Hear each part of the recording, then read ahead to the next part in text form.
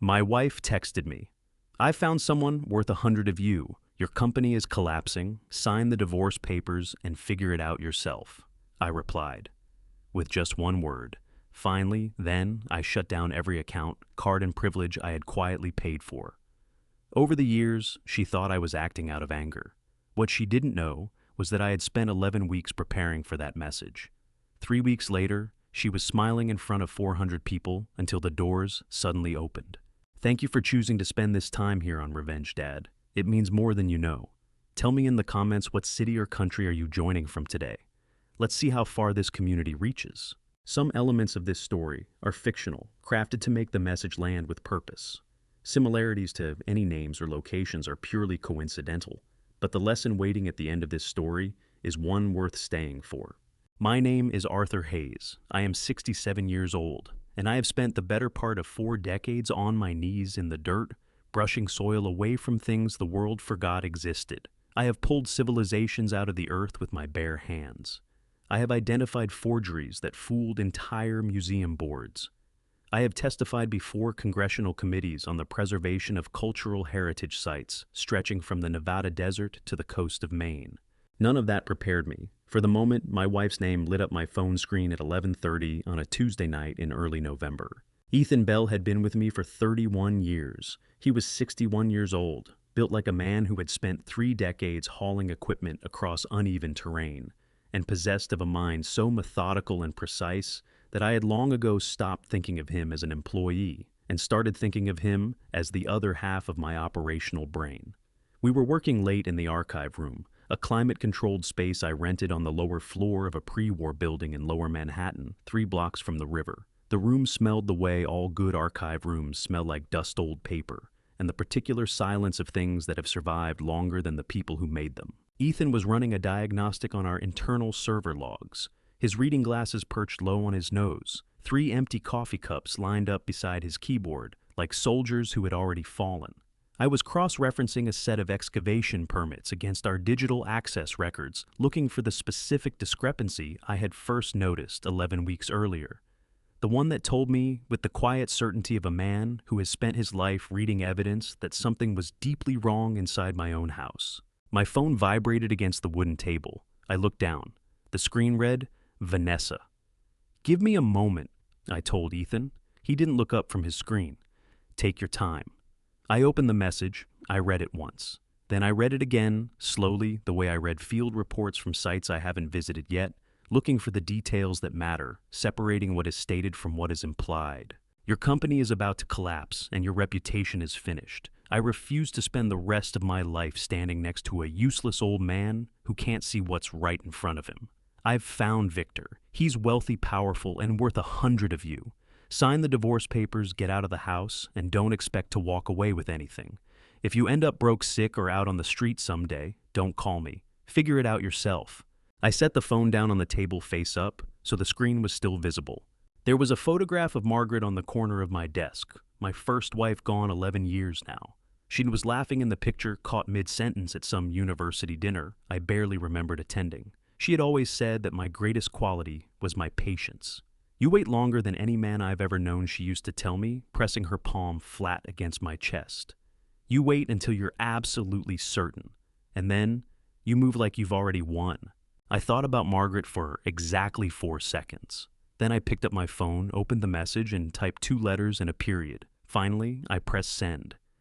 Ethan's fingers stopped moving on the keyboard. He pulled his glasses off and looked at me over the top of his monitor. His eyebrows raised a fraction of an inch, which for Ethan was the equivalent of another man jumping out of his chair.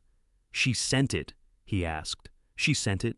He exhaled through his nose, a long, slow breath that carried 31 years of patience in it. "How bad?" "About what we expected." I slid the phone across the table so he could read it. I watched his jaw tighten as his eyes moved down the screen, the muscle in his cheek pulling taut the way it did when he was genuinely angry, but refused to give the anger any real estate on his face. "Victor Langford." Ethan said, not a question. "Victor Langford," I confirmed. He set the phone back down and looked at me steadily. His dark eyes were sharp and clear, the eyes of a man who hadn't wasted a single night of his adult life on anything that didn't matter. "You want to move tonight?" I want to move right now, I said. Ethan put his glasses back on, cracked his knuckles, and pulled his keyboard toward him with the focused energy of a man who had been waiting a long time to do exactly this. The first thing we touched was the supplemental credit account, 4 cards issued under the Hayes Heritage Group corporate umbrella, all of which Vanessa had been using for the past 3 years, as though they were her personal allowance. With 4 keystrokes, Ethan flagged all 4 cards as compromised and initiated an immediate freeze. The accounts would appear as ordinary fraud locks from the outside. No one at the card issuer would question it at 11:30 on a Tuesday night. Next came the monthly transfer, $18,000, deposited automatically on the first of every month into a personal account Vanessa maintained at a private bank on the Upper East Side. Ethan pulled up the automated payment schedule, located the recurring wire, and canceled it with the calm efficiency of a man canceling a magazine subscription he no longer needed. Vehicle? I said. On it. The Mercedes S-Class registered to Hayes Heritage Group, the one Vanessa drove to client meetings, gallery openings, and weekend trips to Connecticut with people whose names I had stopped learning, was enrolled in our fleet management system. Ethan sent a remote lock command and flagged the vehicle for retrieval. By morning, a company representative would be at the parking garage on 68th Street with a tow truck and the appropriate paperwork. Office access, I said. Done. Vanessa's keycard credentials for the Hayes Heritage Group suite on the 32nd floor of our Midtown building were deactivated. Her remote login credentials for our internal document management system, the same credentials she had been using at 2 and 3 in the morning for the past 11 weeks, were revoked simultaneously. Daniel, I said. Ethan's expression shifted slightly. Something harder moved through his eyes because Daniel Marsh was not a stranger to either of us, and what Daniel had done was of a different category entirely. All portal access suspended. The tracking signatures we embedded in the documents he pulled are still active. Every file he copied, every page he downloaded, we have the timestamp, the device ID, and the IP address on record. Good. I stood up from my chair, the way I always stood up at the end of a long day in the field, slowly, deliberately feeling the weight of the hours in my joints. Pack the server logs. All of them. I want hard copies and encrypted backups on separate drives before we leave tonight. Already running. Ethan tilted his monitor so I could see the progress bar moving steadily across the screen. Arthur? He said my name, the way he had been saying it for 3 decades, flat direct, with no ceremony attached to it. Are you all right? I looked at the photograph of Margaret on the corner of the desk, her laugh frozen mid-breath, her hand raised like she was making a point to someone just outside the frame. I married her in good faith, I said. I supported her career, opened every door I could find, and gave her every resource this company had to offer. I did all of that because I believed she was worth it. I paused, picking up my jacket from the back of the chair. Turns out I was wrong about that, but I wasn't wrong about anything else. Ethan nodded once slowly. The conference is in 3 weeks. I know. I buttoned my jacket and looked around the archive room at the carefully labeled folders, the stacked hard drives, the 3 decades of documented work that no amount of bad faith could erase. By the time Vanessa wakes up tomorrow morning, she will discover that everything she thought she owned was borrowed, and everything she thought she could take was never hers to begin with. I walked to the door and held it open, waiting for Ethan to gather the last of the drives. Get some rest, I told him. We have a great deal of work to do. Ethan drove us back uptown at midnight. The city still alive outside the windows, the way New York always is, restless, indifferent, burning through the night like it has somewhere better to be. I sat in the passenger seat with my briefcase on my lap and watched the lights of the Brooklyn Bridge slide past in the side mirror, and I thought about the 11 weeks that had led us to this particular Tuesday night. I want to explain something clearly because I think it matters. I am not a man who acts on instinct. I never have been. In 40 years of archaeological fieldwork, I learned that the most catastrophic mistakes happen when you move too fast, when you pull something from the ground before you fully understand what surrounds it. A single artifact extracted carelessly can destroy the entire context of a site. You lose not just the object, but everything the object could have told you about where it came from and what it meant. The same principle applies to people. 11 weeks earlier, on a Thursday morning in mid-August, Ethan had walked into my office on the 32nd floor of our Midtown building and placed a single printed page on my desk without saying a word. It was a segment of our server access log, someone had logged into our internal document management system at 2:47 in the morning using Vanessa's credentials and downloaded 17 files, all of them unpublished field survey reports from active excavation sites we were currently developing.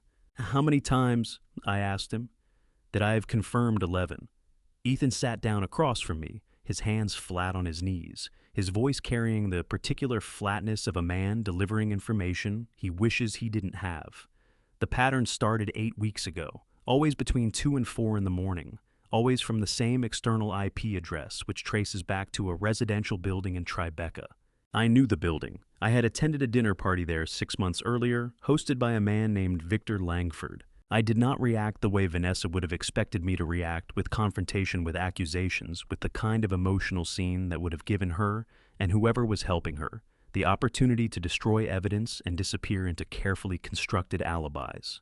Instead, I told Ethan to do 3 things.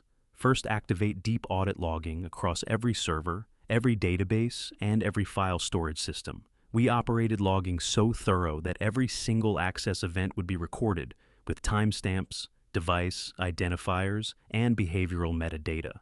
Second, embed invisible tracking signatures into every sensitive document in our system, so that any file copied or downloaded would carry a hidden marker that could be traced back to the specific account and device that touched it.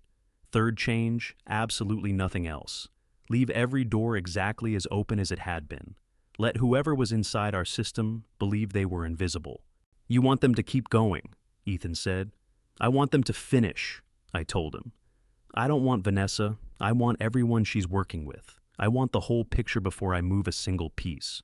That was the decision that cost me 11 weeks of watching my company's reputation take damage. It did not deserve 2 museums quietly suspended. Their partnership agreements, after anonymous tips, suggested Hayes Heritage Group had sold artifacts of questionable provenance.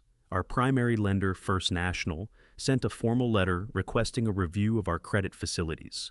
3 long-standing vendor relationships went cold after what I could only assume were carefully placed phone calls from people with a vested interest in our collapse. I let it happen. Every single day of it, I let it happen, because I understood something that Vanessa and the people she was working with fundamentally did not. A trap only works if the target doesn't know it exists. Now, sitting in the passenger seat as Ethan navigated the late-night traffic on the FDR Drive, I felt the particular exhaustion that comes not from physical labor, but from sustained deliberate restraint. My chest ached with it, a deep bone-level tiredness that I hadn't allowed myself to acknowledge until tonight, when the waiting was finally over. "Tell me about the prenuptial agreement." Ethan said, not because he didn't know the contents, he had been present the afternoon Vanessa signed it, but because he understood that I needed to say it out loud.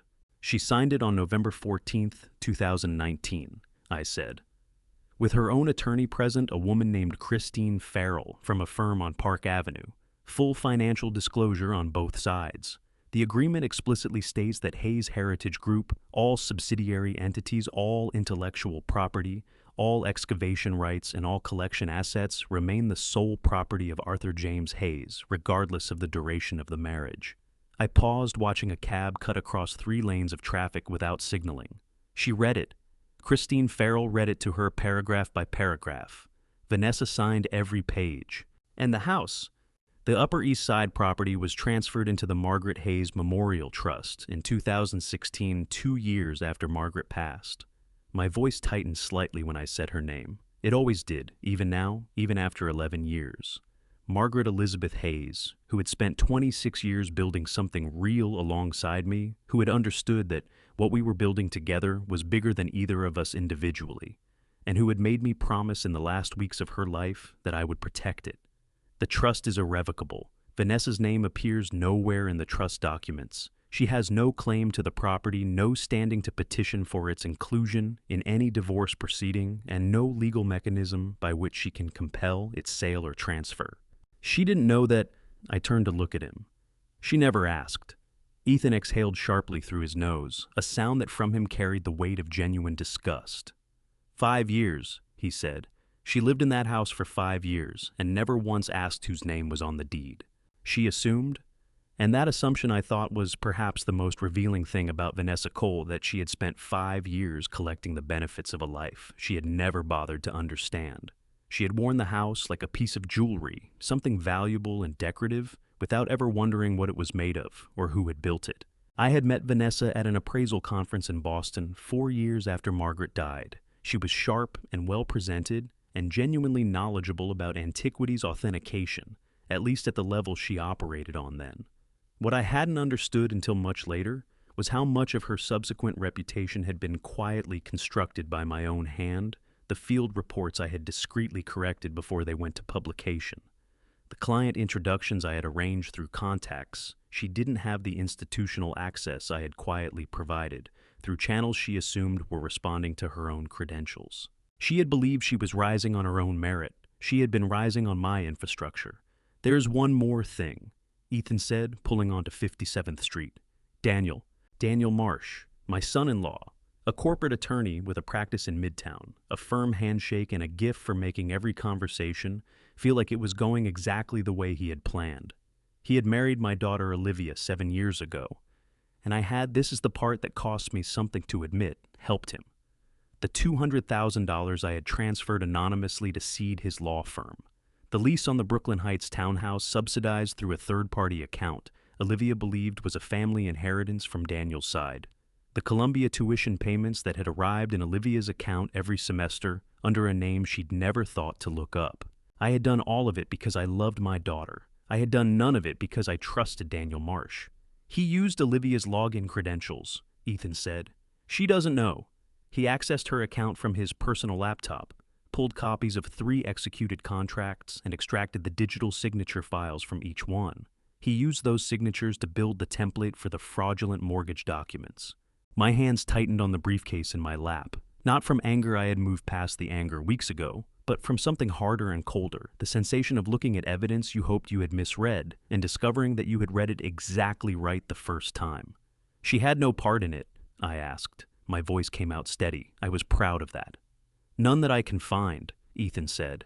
"Everything points to Daniel acting without her knowledge." I nodded slowly, looking out the window at the city sliding past all those lit windows stacked up into the dark sky.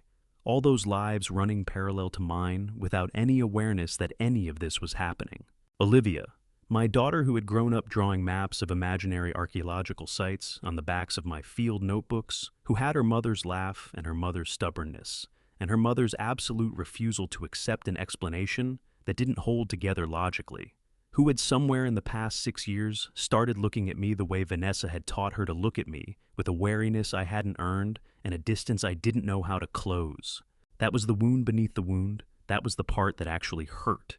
"Get some rest, Ethan," I said as he pulled up in front of my building. "Tomorrow we build the rest of it." I climbed out of the car and stood on the sidewalk for a moment, the November air cold enough to feel like a warning, the city humming its indifferent nighttime hum all around me. "I'm going to fix this, Margaret," I thought. All of it. Then I went inside. I was not in that store on Fifth Avenue, but bank alert logs, fleet management notifications, and a phone call. Ethan made to the corporate accounting office that afternoon, gave me a precise account of what happened. Vanessa Cole Hayes woke up that Wednesday morning feeling like a woman who had already won. She spent the morning getting ready the silk robe she had charged to the Hayes Heritage Group corporate account 6 months ago. The full routine of a woman who believes the hard part is already behind her. Victor Langford was waiting for her in the lobby at 9:45. She had sent the message. Arthur had responded with a single word that she had interpreted as defeat. By her calculation, the man was broken. The company was collapsing on schedule, and Victor had a table reserved at Per Se for Friday night to celebrate. Victor Langford was waiting for her in the lobby of the Upper East Side building at 9:45, dressed in a charcoal suit that cost more than most people's monthly rent. He was 55 years old and carried himself like a man who had never once been told no by anyone who mattered. He ran Langford Antiquities out of a glass tower in Century City, Los Angeles, and he had spent the better part of 3 years trying to acquire Hayes Heritage Group through channels that kept failing until Vanessa had walked into his orbit at a conference in San Francisco and offered him a faster route. "You look pleased with yourself," he said, kissing her cheek. "I am pleased with myself," she said, squeezing his arm. "Arthur replied last night. 1 word. It's done, Victor." Victor smiled, the slow, satisfied smile of a man watching a long game pay out. "Then let's celebrate properly." They took his car to Fifth Avenue. Tiffany and Coachers opened at 10, and Vanessa had been thinking about a particular diamond necklace in the estate collection for the better part of 2 months. $87,000. She had walked past it 4 times, always telling herself to wait until the timing was right. The timing she had decided was now. The store was quiet at that hour, pale morning light coming through the tall windows, glass cases gleaming, a sales associate moving toward them, with the practiced smile of someone trained to make wealthy people feel at home. Vanessa pointed to the necklace without preamble. The associate unlocked the case, lifted it out with white-gloved hands, and held it up so the diamonds caught the light. "I'll take it," Vanessa said. She handed over the first card, the supplemental corporate card she had been using for personal purchases for 3 years without a single declined transaction. The terminal beeped. The associate's smile flickered by less than a millimeter. "I'm so sorry. It seems this card isn't going through. Would you like to try another?" Vanessa's stomach dropped an inch, but she kept her expression perfectly composed. "Fraud alert," she said, smoothly pulling out the second card. "Happens when you travel. Try this one." The terminal beeped again. The associate's smile held, but her eyes moved just briefly, just barely, to Victor's face, and then back to Vanessa's. "I am so sorry," she said, with the exquisitely calibrated sympathy of someone who was not sorry at all. "This one isn't going through either." The heat started at the back of Vanessa's neck and spread forward. She was acutely, horribly aware of a couple 2 display cases over who had glanced in their direction. She pulled out the third card, her personal card, the one linked to the account Arthur funded with $18,000 every month, and placed it on the counter with fingers that had begun very slightly to tremble. The terminal beeped a third time. Victor cleared his throat. It was a small sound, barely audible, but it landed on Vanessa like a slap. She snatched the card back from the counter and stepped away from the display case, pulling out her phone with hands that were now shaking in earnest. She called the corporate accounting office. The phone rang 4 times before someone picked up. "This is Vanessa Hayes," she said, her voice dropping to something tight and controlled. "I need you to tell me why my cards are being declined." There was a pause on the other end, a keyboard clicking. Then, "Mrs. Hayes, I'm seeing here that the supplemental corporate accounts associated with your profile were flagged and frozen late last night. The vehicle registered to your profile has also been placed on a retrieval hold, and your building access credentials for the Midtown office were deactivated as of midnight." The floor seemed to shift under Vanessa's heels. "What about the monthly transfer?" she asked. "The personal account." Another pause, longer this time. "The recurring wire was canceled, Mrs. Hayes, as of last night." She hung up without saying goodbye. Her heart was slamming against her ribs so hard she could feel it in her throat. She looked up at Victor, who was watching her with an expression she had never seen on his face before. Something careful, something calculating, something that looked disturbingly like a man reassessing a situation he thought he had fully understood. "He moved faster than we expected," Victor said quietly. "He can't do this." Vanessa's voice cracked on the last word, and she hated herself for it. "Those accounts, that money, I've been using them for years. There has to be a legal basis for—" "Vanessa." Victor's voice was flat. "Call Daniel, right now." She was already dialing. Daniel picked up on the second ring. "He froze everything," she said, not bothering with a greeting. "Cards transfer, building access, the car, all of it overnight." A beat of silence. Then Daniel's voice came through, and it was not the voice of a confident man. It was tight and thin like wire being pulled too far. "I know," Daniel said. "There's something else. The files I pulled from the system last month, I opened one this morning and got a security flag. Embedded tracking code, Vanessa. Every document I downloaded has been marked. He knows exactly what I copied when I copied it, and from which device." A pause that felt like falling. "He's known for weeks. He let us keep going." The diamond necklace was still sitting on the counter behind her, glittering under the display lights, patient and indifferent. Vanessa's legs felt like they were made of something unreliable. "How long?" she whispered. "Long enough," Daniel said. 2 days after the incident at Tiffany, her attorney called my office 11 times between 8 in the morning and noon. I let every call go to voicemail. On the 12th call, just after lunch, I picked up.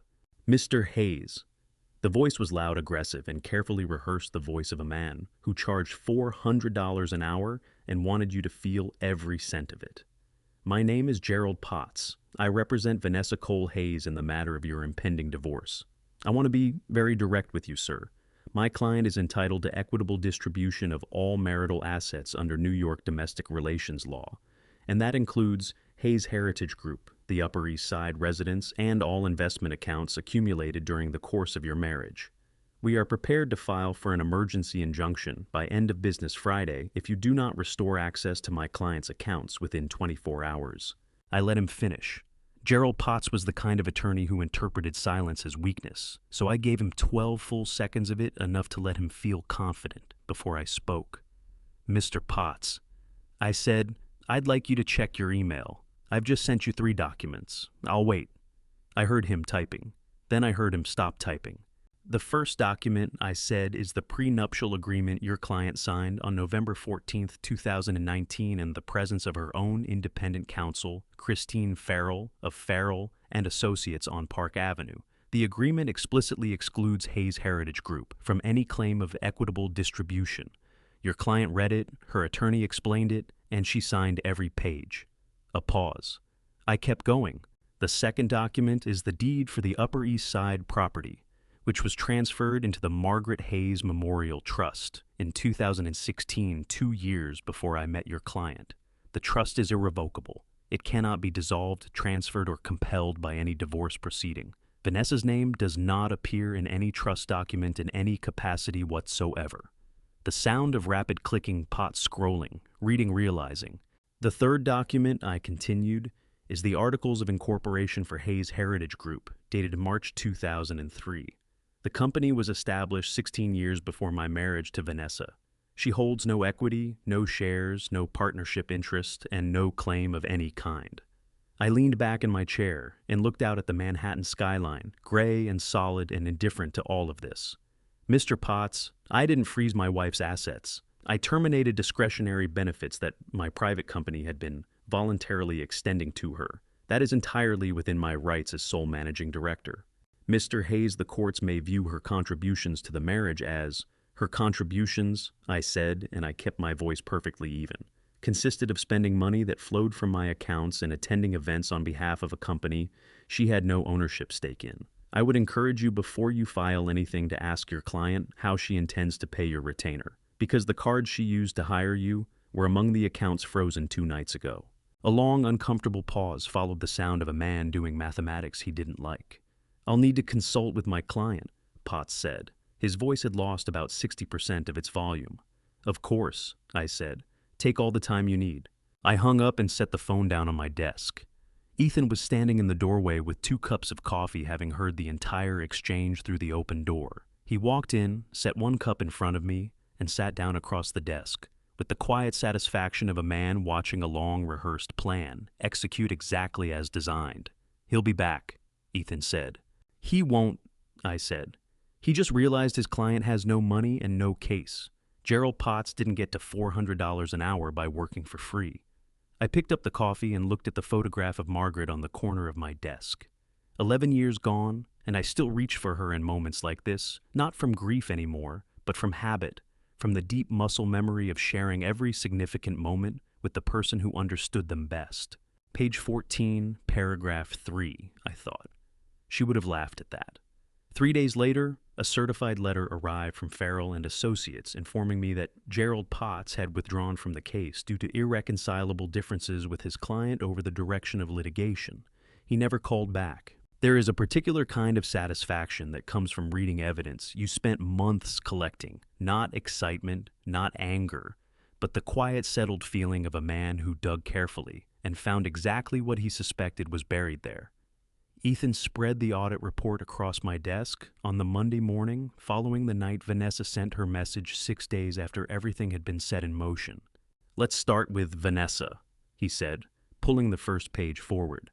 47 unauthorized access events over 11 weeks, always between 2 and 4 in the morning, always from the same device, a MacBook Pro registered to a residential address in Tribeca. He tapped the column of timestamps with 1 finger. She wasn't browsing. She knew exactly what she was looking for. Unpublished survey reports, active excavation, site assessments, proprietary geological analysis, the kind of data that would give a competing firm a 4 to 6 month head start on filing rights. Langford Antiquities, I said. Every file she accessed has a corresponding upload event on a server registered to a shell company in Nevada. The shell company's registered agent is a law firm in Century City that handles incorporation work for Langford Antiquities subsidiaries. Ethan turned to the next page. Under the Defend Trade Secrets Act, the moment she transmitted those files to a competitor, she committed a federal offense, civil and criminal exposure. I nodded and he moved on. Daniel is more straightforward and considerably more serious. Ethan pulled out a separate sheet, a clean, precise timeline of access events with device IDs highlighted in yellow. He used Olivia's login credentials on 9 separate occasions. She has no idea. He accessed her account from his personal laptop at the Brooklyn Heights townhouse, always late at night, always after she was asleep. His voice carried something carefully controlled in it. When he said Olivia's name, a restraint that told me he understood exactly how much that particular detail cost me.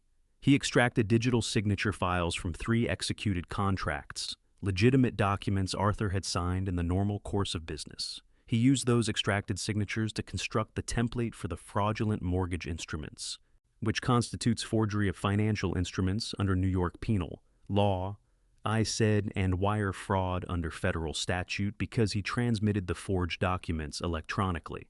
Correct. Up to 20 years per federal count. And he has more than one. I sat with that for a moment.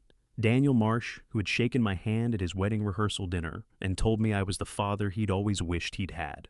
Daniel Marsh, whose law firm I had seeded with $200,000 of my own money. Daniel Marsh, who had used my daughter's login credentials like a tool he had borrowed without asking, knowing she would never check. My jaw tightened until I felt it in my back teeth. I breathed through it. Clark Brennan, I said. Ethan turned to the final section. Clark was 39 years old and had been Hayes Heritage Group's chief financial officer for 4 years. He was quiet, competent, and apparently susceptible to the specific combination of financial pressure and opportunistic flattery that Daniel Marsh specialized in, deploying against people with something to lose. 6 wire transfers from a Delaware-registered shell company, Ethan said. Total received $47,000 over 8 weeks.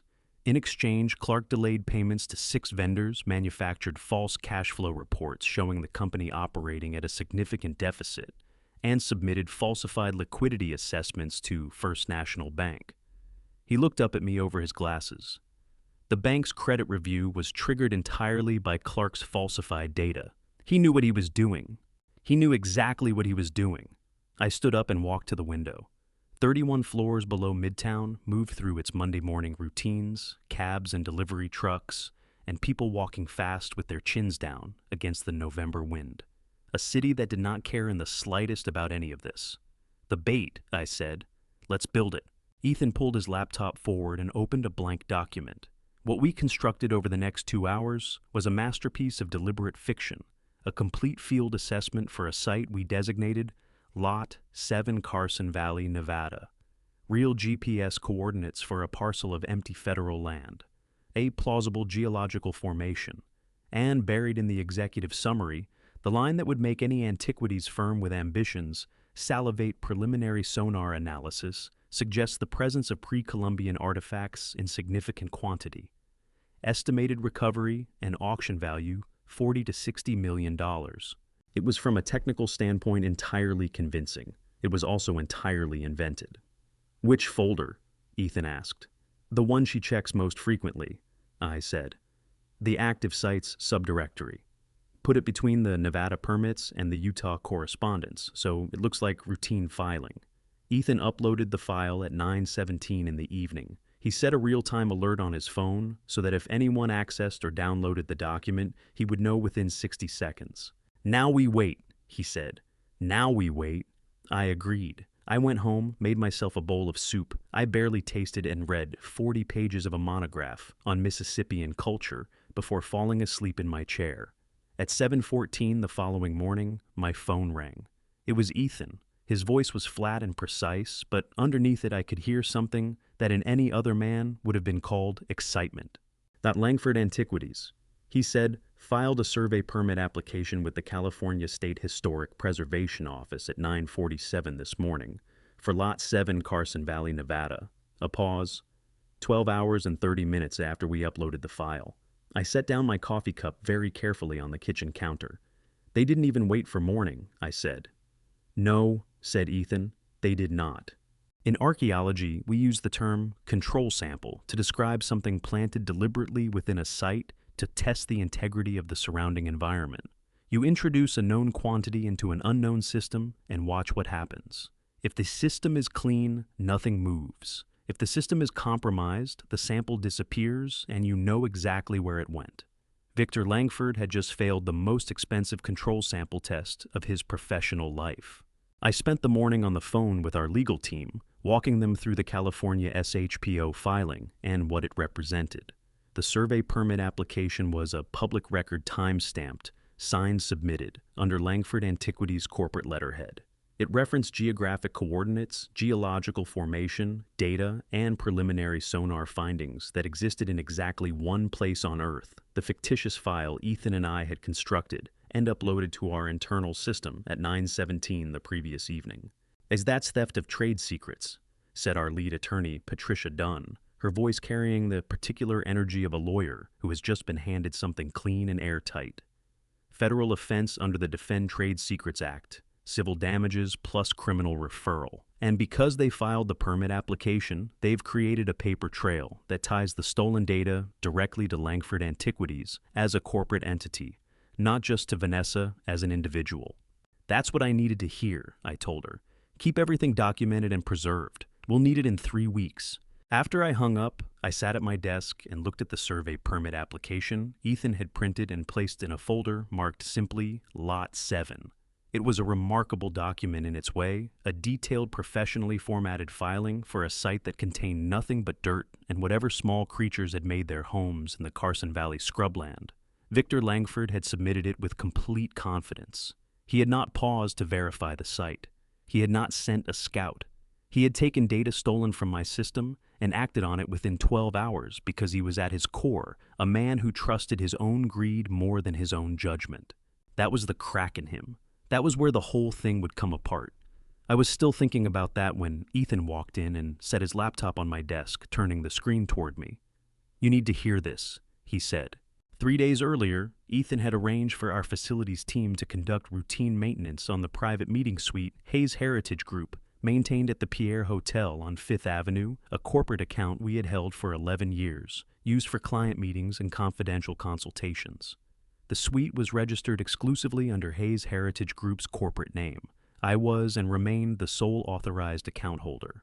Vanessa had booked the room using credentials that had been revoked the previous week, which constituted an unauthorized use of company property, an additional offense in itself. As the property owner of record, I was legally authorized under New York's one-party consent statute to record activity within that space. Ethan installed the device during the maintenance window. Everything captured on that recording was obtained lawfully. She had listed the booking in the hotel system as a private consultation. I pressed play. Victor's voice came through first smooth and unhurried, the voice of a man who had spent 30 years in rooms where he was the most powerful person present. "The permit application is already filed. By the time they realize the site is empty, we'll have completed the acquisition and it won't matter. Arthur isn't moving fast enough to stop it." That was Vanessa. Her voice had a brightness to it that I recognized the particular brightness she deployed when she wanted to appear more confident than she felt. His own attorney withdrew. He has no legal representation right now and no access to the accounts he needs to mount a proper defense. "What about the daughter?" Victor asked. Daniel's voice entered the recording. Hearing it in that context, my son-in-law's voice in a hotel suite booked on my company's account, discussing how to use my daughter against me, produced a sensation in my chest that I can only describe as a slow, cold burning like frostbite working its way inward. "Olivia will sign whatever I put in front of her," Daniel said. "She's been told for 6 years that Arthur is losing his mental sharpness. I've got a psychiatric consultant lined up who can produce an evaluation suggesting early-stage cognitive decline. We file for Article 81 guardianship proceedings in New York Supreme Court. Olivia submits as the concerned family member, and the court appoints a temporary administrator to oversee Hayes Heritage Group while the evaluation is pending." "How long does that take?" Victor asked. 6 to 8 weeks if we push it, But we don't need 6 weeks. We just need enough judicial uncertainty to spook the board and give us grounds to accelerate the acquisition before Arthur can mount a coherent response. A pause. Then Victor again satisfied and unhurried. And Olivia genuinely has no idea. None, Daniel said. She thinks we're protecting her father's legacy. She thinks I'm the good guy in this story. I stopped the recording. I sat very still for a long moment, my hands flat on the desk in front of me, the sound of Daniel's voice still hanging in the air of my office like something that needed to be cleaned up. A psychiatric evaluation.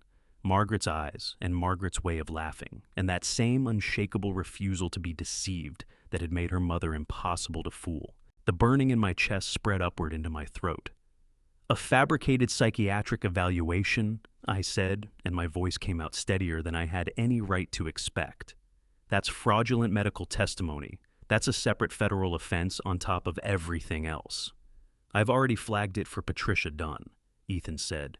She's adding it to the file. I nodded. I looked at the photograph of Margaret on my desk, her laughing face, her raised hand, her absolute certainty that the world was worth engaging with honestly. The conference is 3 weeks away, I said. 18 days, Ethan confirmed. Then we have 18 days. I closed the folder marked Lot 7 and set it on top of the growing stack of evidence that was quietly, methodically becoming the architecture of 3 people's federal indictments. And I need my daughter back before any of this goes any further. Before I tell you what Olivia discovered at 1 o'clock in the morning, and I promise you nothing could have prepared her for it, drop a comment right now with the number 7 so I know you're still here with me. Every single comment means the world. A gentle heads up, this story contains fictional elements shaped to carry a message worth hearing. If that's not your thing, no hard feelings, you're free to step away. But if you stay, I think you'll find it was worth it. I was not there the night my daughter's world fell apart. I only know what happened because she told me afterwards, sitting across from me in my office, with her hands wrapped around a cup of coffee that had gone cold, her voice steady in the way that voices go steady after a person has already done all their crying alone. But I have reconstructed it so many times in my mind that it feels by now like something I witnessed. Olivia couldn't sleep.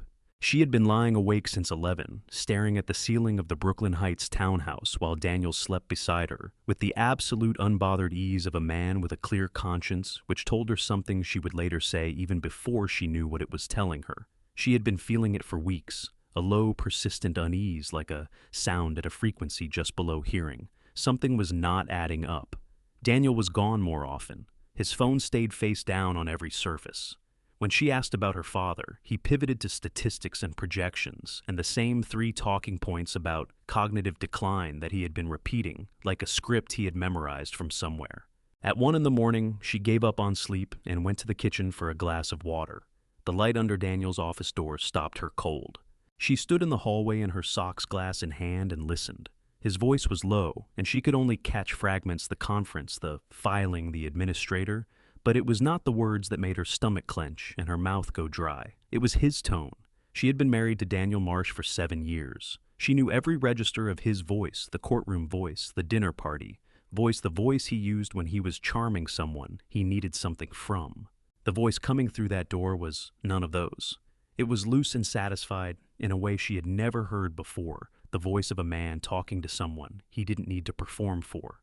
And then she heard him laugh, low and easy, and say, "After we get the administrator appointed, the old man won't be able to sign a parking ticket without court approval. And once the company is under supervision, Victor moves in, and it's done. I'll deal with Olivia afterward. She thinks I'm doing this for her." Olivia's hand went slack.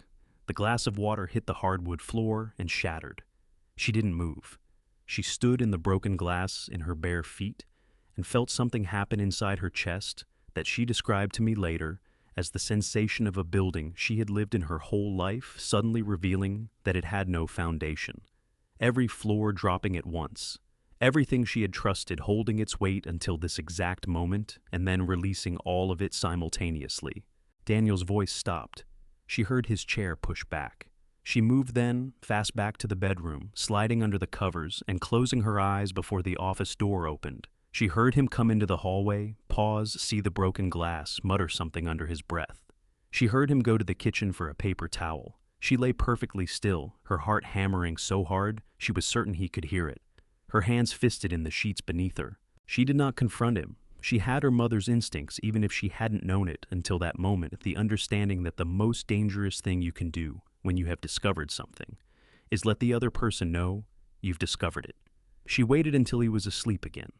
Then she got up, went to his office, and opened the safe. She had seen the combination once 2 years ago, watching over his shoulder when he thought she wasn't paying attention. She had remembered it the way she remembered most things, without trying to, without knowing she would ever need it. The safe opened on the third try. Inside a portable hard drive, matte black about the size of a deck of cards, and beneath it a manila envelope. She took both to the kitchen table and opened the envelope first. What came out made her hands begin to shake so badly that she had to set everything down and press her palms flat against the table to steady them. Contracts, 3 of them each bearing her father's signature on the final page. She had seen her father's signature thousands of times. She knew the precise angle of the H, the way the A dropped below the line. These signatures were close. They were very close. But they were wrong in a way she felt before she could articulate it, the way you feel a wrong note in a piece of music before your brain processes what's off. Forged. Her husband had forged her father's signature. She opened the hard drive on Daniel's laptop, her fingers trembling so badly she mistyped the password twice. The files inside were organized with the meticulous neatness of a man who was proud of what he had built. Emails between Daniel and Victor Langford, stretching back 14 months. Bank transfer records from a company she had never heard of. Photographs of documents she recognized as internal Hayes Heritage Group. Reports she had never seen, had no reason to see, that had no business being on her husband's hard drive. And then near the bottom of the file list, a folder labeled simply V. She opened it. Text messages, hundreds of them. Between Vanessa and Victor Langford. The kind of messages that removed all remaining ambiguity about the nature of their relationship, and about what they intended to do with her father's company, and about how little either of them had ever thought of the people standing in their way. Olivia sat at that kitchen table until the sun came up over the East River and turned the window above the sink from black to gray to pale gold. She did not cry. She had already used up her tears somewhere around 3 in the morning, pressing her face into a dish towel so Daniel wouldn't hear her. By the time the light changed, she was past crying. She was thinking. She picked up her phone and looked at her father's name in her contacts. She had called him less and less over the past 3 years. Vanessa's voice in her ear, patient and persistent. He doesn't value what you bring to his life. Olivia, he never has. He only knows how to love his work. Her thumb hovered over his name. She pressed call. He answered on the first ring. Of course he did. He always had. She just hadn't let herself remember that until now. "Dad," she said, and her voice broke open on the single syllable, like something that had been sealed too long. "I need to see you." "I know," Arthur said. "Come in the morning. I'll be here." She arrived at my office at 8:47 in the morning, still wearing the clothes she had put on the night before. I knew before she knocked. Ethan had called me at 6 to say she had badged into the lobby downstairs. She still had a visitor pass from the last time she came to see me, 14 months ago, for a lunch that had lasted 20 minutes before Daniel texted her 3 times, and she left apologizing over her shoulder. I had been sitting at my desk since 6:30, my hands around a cup of coffee that had gone cold, watching the door. When she walked in, my chest did something I was not prepared for. She looked like she had been awake for 30 hours, which she had. Her eyes were swollen at the corners, red-rimmed in the way that comes not from a single bout of crying, but from the sustained, exhausting kind that goes on for hours in the dark when you are trying not to make any sound. She was carrying a manila envelope and the matte black hard drive pressed against her chest, like she was afraid someone would take them from her, and her hands. Her mother's hands, long-fingered and expressive, were still trembling faintly. She set everything on my desk and looked at me. Her chin was up. Her jaw was set. She was trying very hard to hold herself together, and she was succeeding by the thinnest possible margin. "I should have called you sooner," she said. Her voice scraped on the last word. "I should have, Dad. I'm so sorry. I didn't know. I genuinely didn't know what he was." "Olivia." I said her name quietly, the way I had said it when she was small, and frightened not to stop her, but to let her know I was present. "Sit down." She sat. She pressed the back of her hand against her mouth for a moment, breathing through her nose, steadying herself the way athletes do before something that requires everything they have. "Why did you believe them over me?" I asked. It was the hardest question I had ever put to another person. I had been rehearsing it for weeks, not to wound her, but because I needed her to answer it honestly for her own sake more than mine. I needed her to find the thread herself, because a truth someone hands you is never as durable as a truth you locate on your own. She looked at the surface of my desk for a long moment. Then she looked up at me, and her eyes filled, not spilling over, just filling the way a glass fills right to the edge. "Vanessa said you didn't love me the way a father should," she said. She said it so many times and in so many different ways that eventually I stopped hearing it as her opinion and started hearing it as just fact. She said you loved your work and you loved Mom's memory and you tolerated me because you felt obligated. Her voice broke on the word obligated and she pressed on through it. And Daniel always agreed with her. He'd say, "Your father's a complicated man. Liv, you can't expect him to express things normally." And I was. So I wanted so badly to believe that someone understood the situation, that someone was on my side, that I just... She stopped, pressed her hand over her eyes. I handed them exactly what they needed. I stood up from my desk. "Come with me," I said. I took her down to the basement of the building, not the archive room, but the smaller room beyond it, the one that required a separate key that only Ethan and I possessed. The one I had not opened in front of another person in 11 years. The room was climate-controlled and smelled of cedar and old paper. One wall held shelving units floor to ceiling, each shelf labeled by year in Margaret's handwriting, her precise, slightly left-leaning script that I had spent 26 years reading across breakfast tables and field notebooks and the backs of grocery lists. Olivia stepped inside and looked at her mother's handwriting on 40 years of labels, and I heard her breath catch audibly a sharp, involuntary sound, like something small breaking. I went to the shelf marked 2004 and pulled a folder. "Your first year at Columbia," I said. "Tuition, housing, and the meal plan." I handed her the folder. Inside were wire transfer confirmations, all routed through a third-party account to the university's billing system. "You thought you had a scholarship that covered everything." Olivia opened the folder. Her hands had started trembling again. "You paid for it," she said. It was not a question. "All 4 years." I pulled another folder, this one marked with the address of her apartment in Park Slope. "The down payment on your first place. Daniel told you it came from a savings bond his grandmother left him."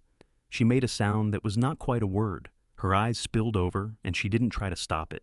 Tears running fast and quiet down both cheeks, her lips pressed together so hard they'd gone white.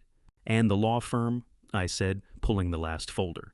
$200,000 transferred in 2 installments through an intermediary to Daniel Marsh's business account in 2018 when he was trying to decide whether to go independent. He told you it was an angel investor who wanted to stay anonymous. Olivia lowered the folder she was holding. She pressed it against her chest the same way she had pressed the hard drive when she walked in, like something she needed to hold onto to keep from falling. "He used your money," she said, "to make me trust him." "Yes." The word landed in the room and stayed there. She stood among her mother's labeled shelves and cried the way she must have been needing to cry for years. Not quietly, not with any attempt at composure, but with her whole chest, with the kind of raw, unguarded grief that happens when everything you thought was solid turns out to have been a story someone else was telling. I did not hand her a tissue or tell her it was all right. I stood beside her and let her cry the way you stand beside someone in a storm, not to stop the rain, but so they don't have to be out in it alone. When it passed, she wiped her face with the back of her hand and looked around the room at her mother's handwriting on all those shelves, all those years. "She would have figured it out in a week," Olivia said. 3 days, I said. "Your mother was faster than both of us." Something crossed her face, not quite a smile, but the precursor to one, the kind of expression that lives just on the other side of grief. She straightened her shoulders. She lifted her chin. She looked at me with her mother's eyes clear and direct and entirely done with being deceived. "Tell me what you need me to do," she said. I felt something in my chest release that I hadn't known I'd been holding. "There's a hotel meeting," I said. "The Pierre, 3 days from now. Daniel is going to bring you to it, and he is going to believe he is walking you into the final step of his plan." I paused because she deserved to know exactly what she was walking into, and why. I already have a recording from that suite. It was obtained lawfully through a device in a room my company owns. But any competent defense attorney will spend 6 months fighting over admissibility, and juries distrust surveillance. A recording made by someone who was physically present in the conversation is different. It is clean. It is unassailable. and it comes from a person whose credibility nobody in that room can attack. I looked at my daughter, this person I had loved since before she existed, this person who had her mother's hands and her mother's stubbornness, and I now understood her mother's courage. "I need you to let him." Olivia nodded once, firm and certain, the nod of a person who has made a decision they will not be walking back from. "I'll be there," she said. "There are two kinds of people who become useful to you when everything is on the line, the ones who were never on the wrong side to begin with, and the ones who chose the wrong side and are now desperate enough to change direction." Edward Montgomery fell into the first category. Clark Brennan fell into the second. I dealt with Edward first. He appeared on my laptop screen at 9 in the morning, calling from his office in San Francisco, a room I had visited exactly once 15 years ago, when we were both younger, and the world of institutional antiquities felt smaller and more navigable than it does now. Edward was 70 years old, broad-shouldered, with the kind of face that had settled into itself over decades and arrived at something that could only be called authority. He had made his fortune in private equity before pivoting to cultural investment, and he had known me, the real me, the full picture, since a conference in Vienna in 1987, where we had both been presenting papers and had ended up talking until 3 in the morning over bad hotel coffee. He was one of perhaps 6 people on Earth who knew exactly who Arthur Hayes was. "You look tired," he said by way of greeting. "I am tired," I said. "I need a favor, Edward." He leaned back in his chair and crossed his arms, not defensively, but with the settled patience of a man who has been asked for favors by serious people and knows how to listen to them. "Tell me."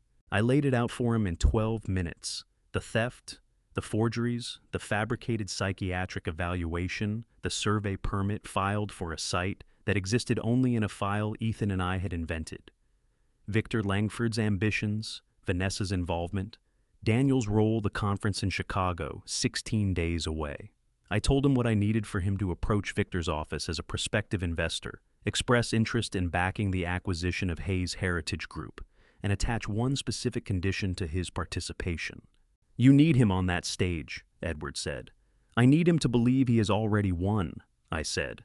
"A man who thinks he's collecting a prize doesn't check whether the floor is solid." Edward was quiet for a moment. Outside his window, the San Francisco skyline sat in the particular flat morning light of the Bay Area, gray and calm and entirely indifferent to the situation unfolding 3 time zones away. "Victor Langford tried to poach 2 of my portfolio managers last year," Edward said finally. "I found it irritating at the time." He paused. "I find it considerably more useful now." He looked directly into the camera with the steady, unhurried eyes of a man weighing what he was about to agree to. "Before I agree, has your legal team reviewed what you're asking me to do? I'm not walking into a defamation exposure on your behalf, Arthur. Not even for this." "Patricia Dunn has reviewed every element of what I'm asking," I said. "You're expressing investment interest and attaching a presentation condition. Nothing you say to Victor's office is false. You are genuinely interested in seeing how he handles himself on that stage." Edward considered that for a few seconds. Then, "I'll call his office this afternoon. By tomorrow morning, he'll believe a $50 million investment is contingent on him personally presenting the acquisition at the Chicago conference." "Thank you, Edward." "Don't thank me," he said. "Just make sure I have a good seat." I closed the laptop and sat for a moment in the quiet of my office, feeling the particular sensation familiar from fieldwork, from the moment just before a significant excavation begins of all the pieces being in position. Then I picked up my jacket and told Ethan I would be back by 3.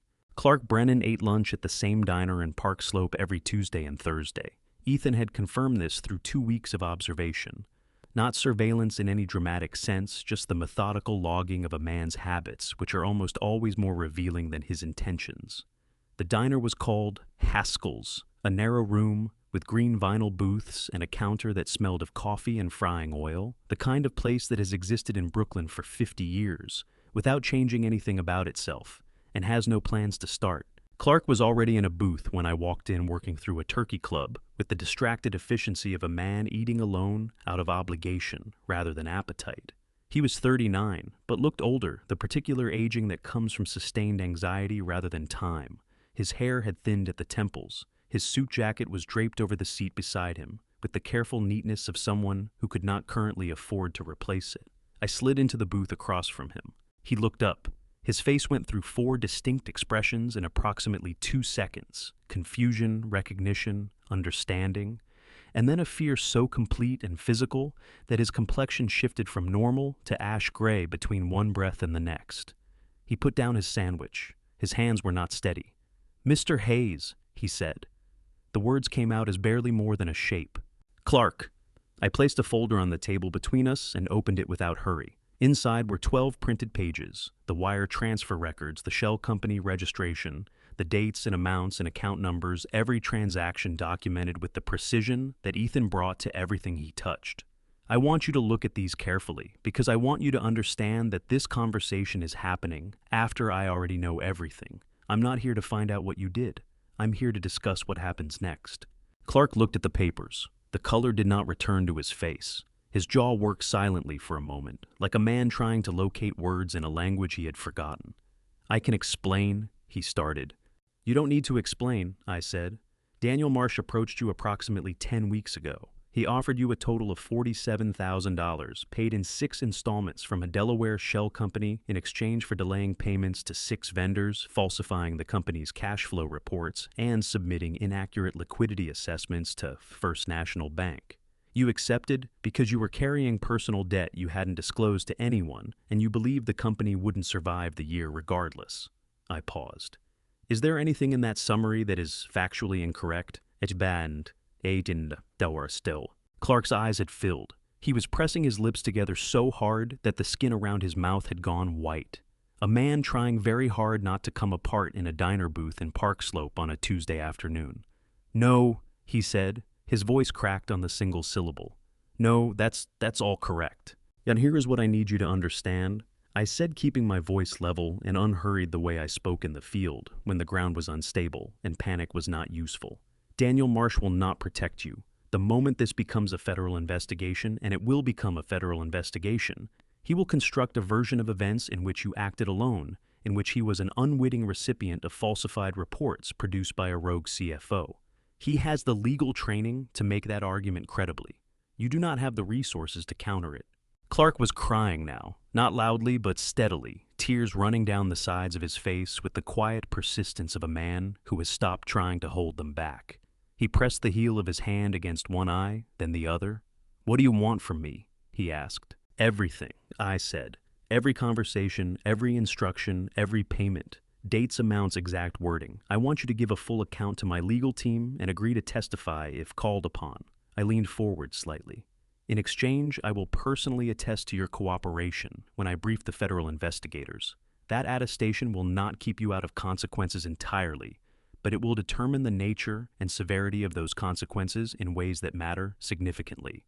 Clark wiped his face with a paper napkin from the dispenser on the table. His hands had steadied slightly the paradoxical calm that sometimes descends on people when the worst has already happened, and the only remaining question is what to do about it. "He said it would be temporary," Clark said. "He said the company was going to be acquired anyway, and all I was doing was accelerating the timeline." "He lied to you," I said. "He was very good at that. It was for a long time his primary professional skill."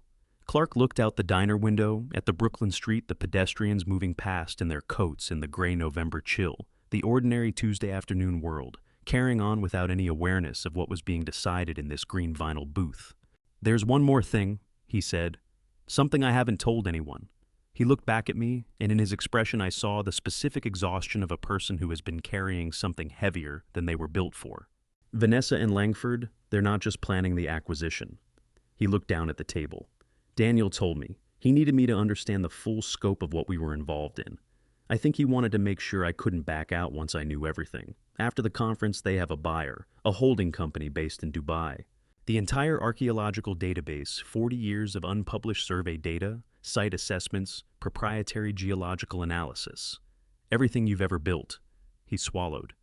"They were going to sell it and then file for bankruptcy on the shell of the company, leaving you holding the liability for the fraudulent mortgages Daniel created in your name." The diner was warm and smelled of coffee and frying oil, and the ordinary Tuesday routines of people who had no idea that the information just delivered across a green vinyl table had changed the shape of everything. "Thank you, Clark," I said. I closed the folder and stood up. "My attorney will contact you tomorrow morning." I left him sitting in the booth with his untouched turkey club and his paper napkin and the particular look of a man who has just handed over the heaviest thing he was carrying and does not yet know whether he feels lighter or simply empty. Outside, the November wind came off the water, cold and direct. I walked back to where Ethan was waiting, and the car got in and looked straight ahead through the windshield at the Brooklyn street. "We have everything," I said. Ethan pulled out into traffic. "Then let's finish it." I was not in that room at the Pierre, but I have listened to the recording so many times that I can close my eyes and reconstruct every detail.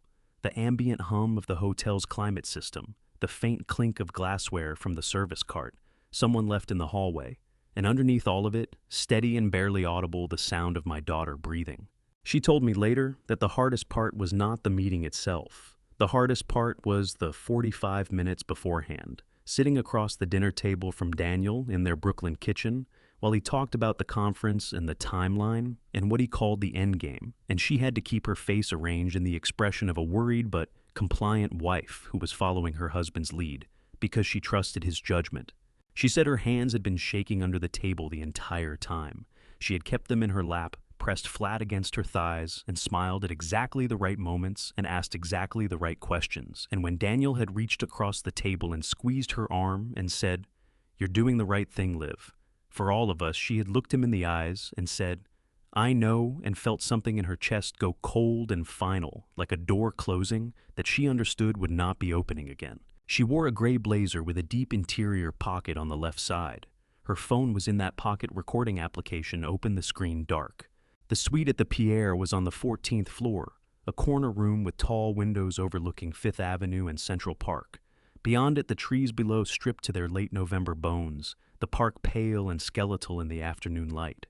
Victor was already there when Daniel and Olivia arrived, standing at the window, with a glass of scotch, wearing a suit that announced its own price tag. Vanessa was seated on the cream-colored sofa along the near wall, one leg crossed over the other, in a dark green dress that Olivia recognized it had come from a boutique on Madison Avenue that charged 4 figures for anything with a label. Vanessa looked up when they walked in. She gave Olivia the particular smile she had been deploying for 6 years, warm on the surface, assessing underneath the smile of a woman who has decided you are useful and is pleased you are cooperating. "Olivia," she said, "I'm so glad you're here. This is hard for all of us, but we're doing what's right for your father, even if he can't see that yet." Olivia sat down in the chair across from the sofa and folded her hands in her lap over the pocket that held her phone and said, "I understand. I want to do what's right." Daniel took the chair beside her. Victor turned from the window and settled into the armchair at the head of the arrangement, setting his scotch on the side table with the ease of a man entirely comfortable presiding. "Let's talk about the conference," Victor said.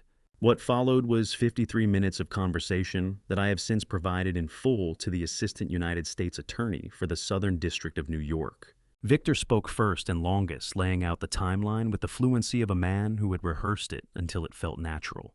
After the conference, Langford Antiquities would move to complete the acquisition of Hayes Heritage Group through an expedited process made possible by the guardianship proceedings Olivia was initiating.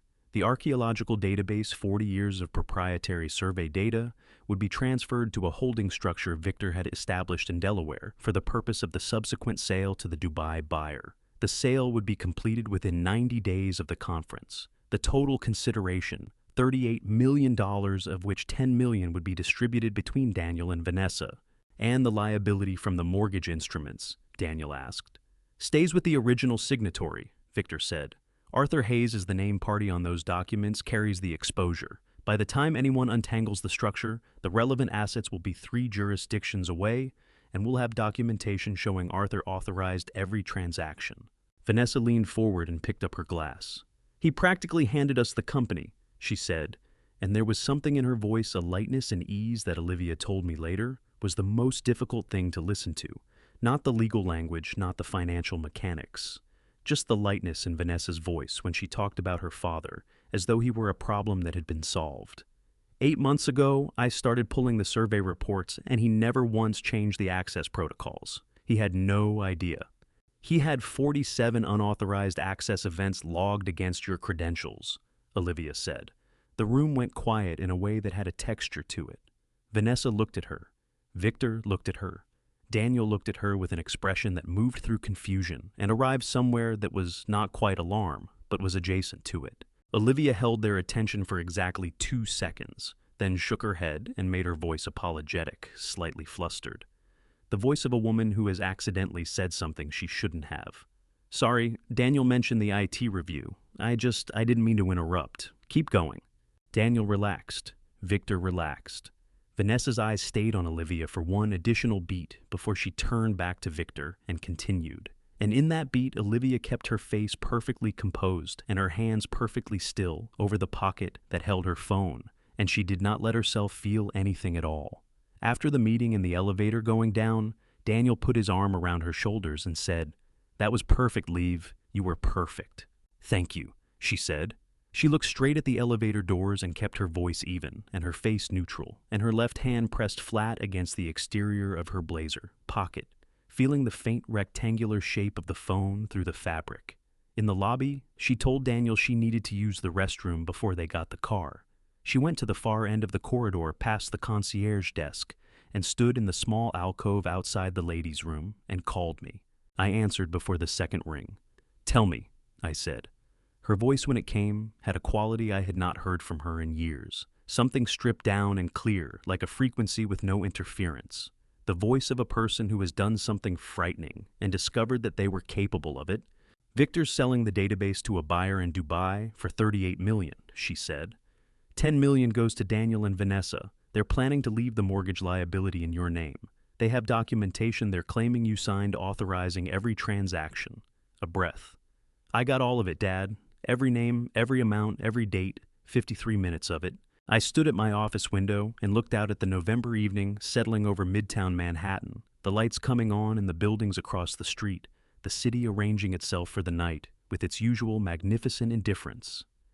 "Under New York state law," I said, "as a participant in that meeting, you were fully authorized to record it." "I know," she said. "You told me. I just needed to hear you say it again." "You did well, Olivia." A pause. Then quietly, "She talked about you, like you were already gone, Dad. Like you were just a problem that had already been handled." My hand tightened on the phone. The feeling that moved through me was not anger precisely. It was something older and colder than anger. The sensation of looking at a betrayal in full light and seeing it exactly for what it was. "She was wrong about that," I said. "I know," Olivia said. "That's why I'm calling you instead of her." The International Heritage Conference had been held every year for 31 years, always in the last week of November, always in Chicago. I had attended 28 of them. For 28 consecutive years, I had walked into whatever grand hotel the organizing committee had selected, found a seat somewhere in the middle of the room, where I was unlikely to be recognized, and spent 2 days listening to colleagues' present work that I quietly knew more about than most of them realized. It was the arrangement I had always preferred. The work was what mattered. The visibility was a distraction. Tomorrow night, for the first time in 31 years, I was going to walk into that room differently.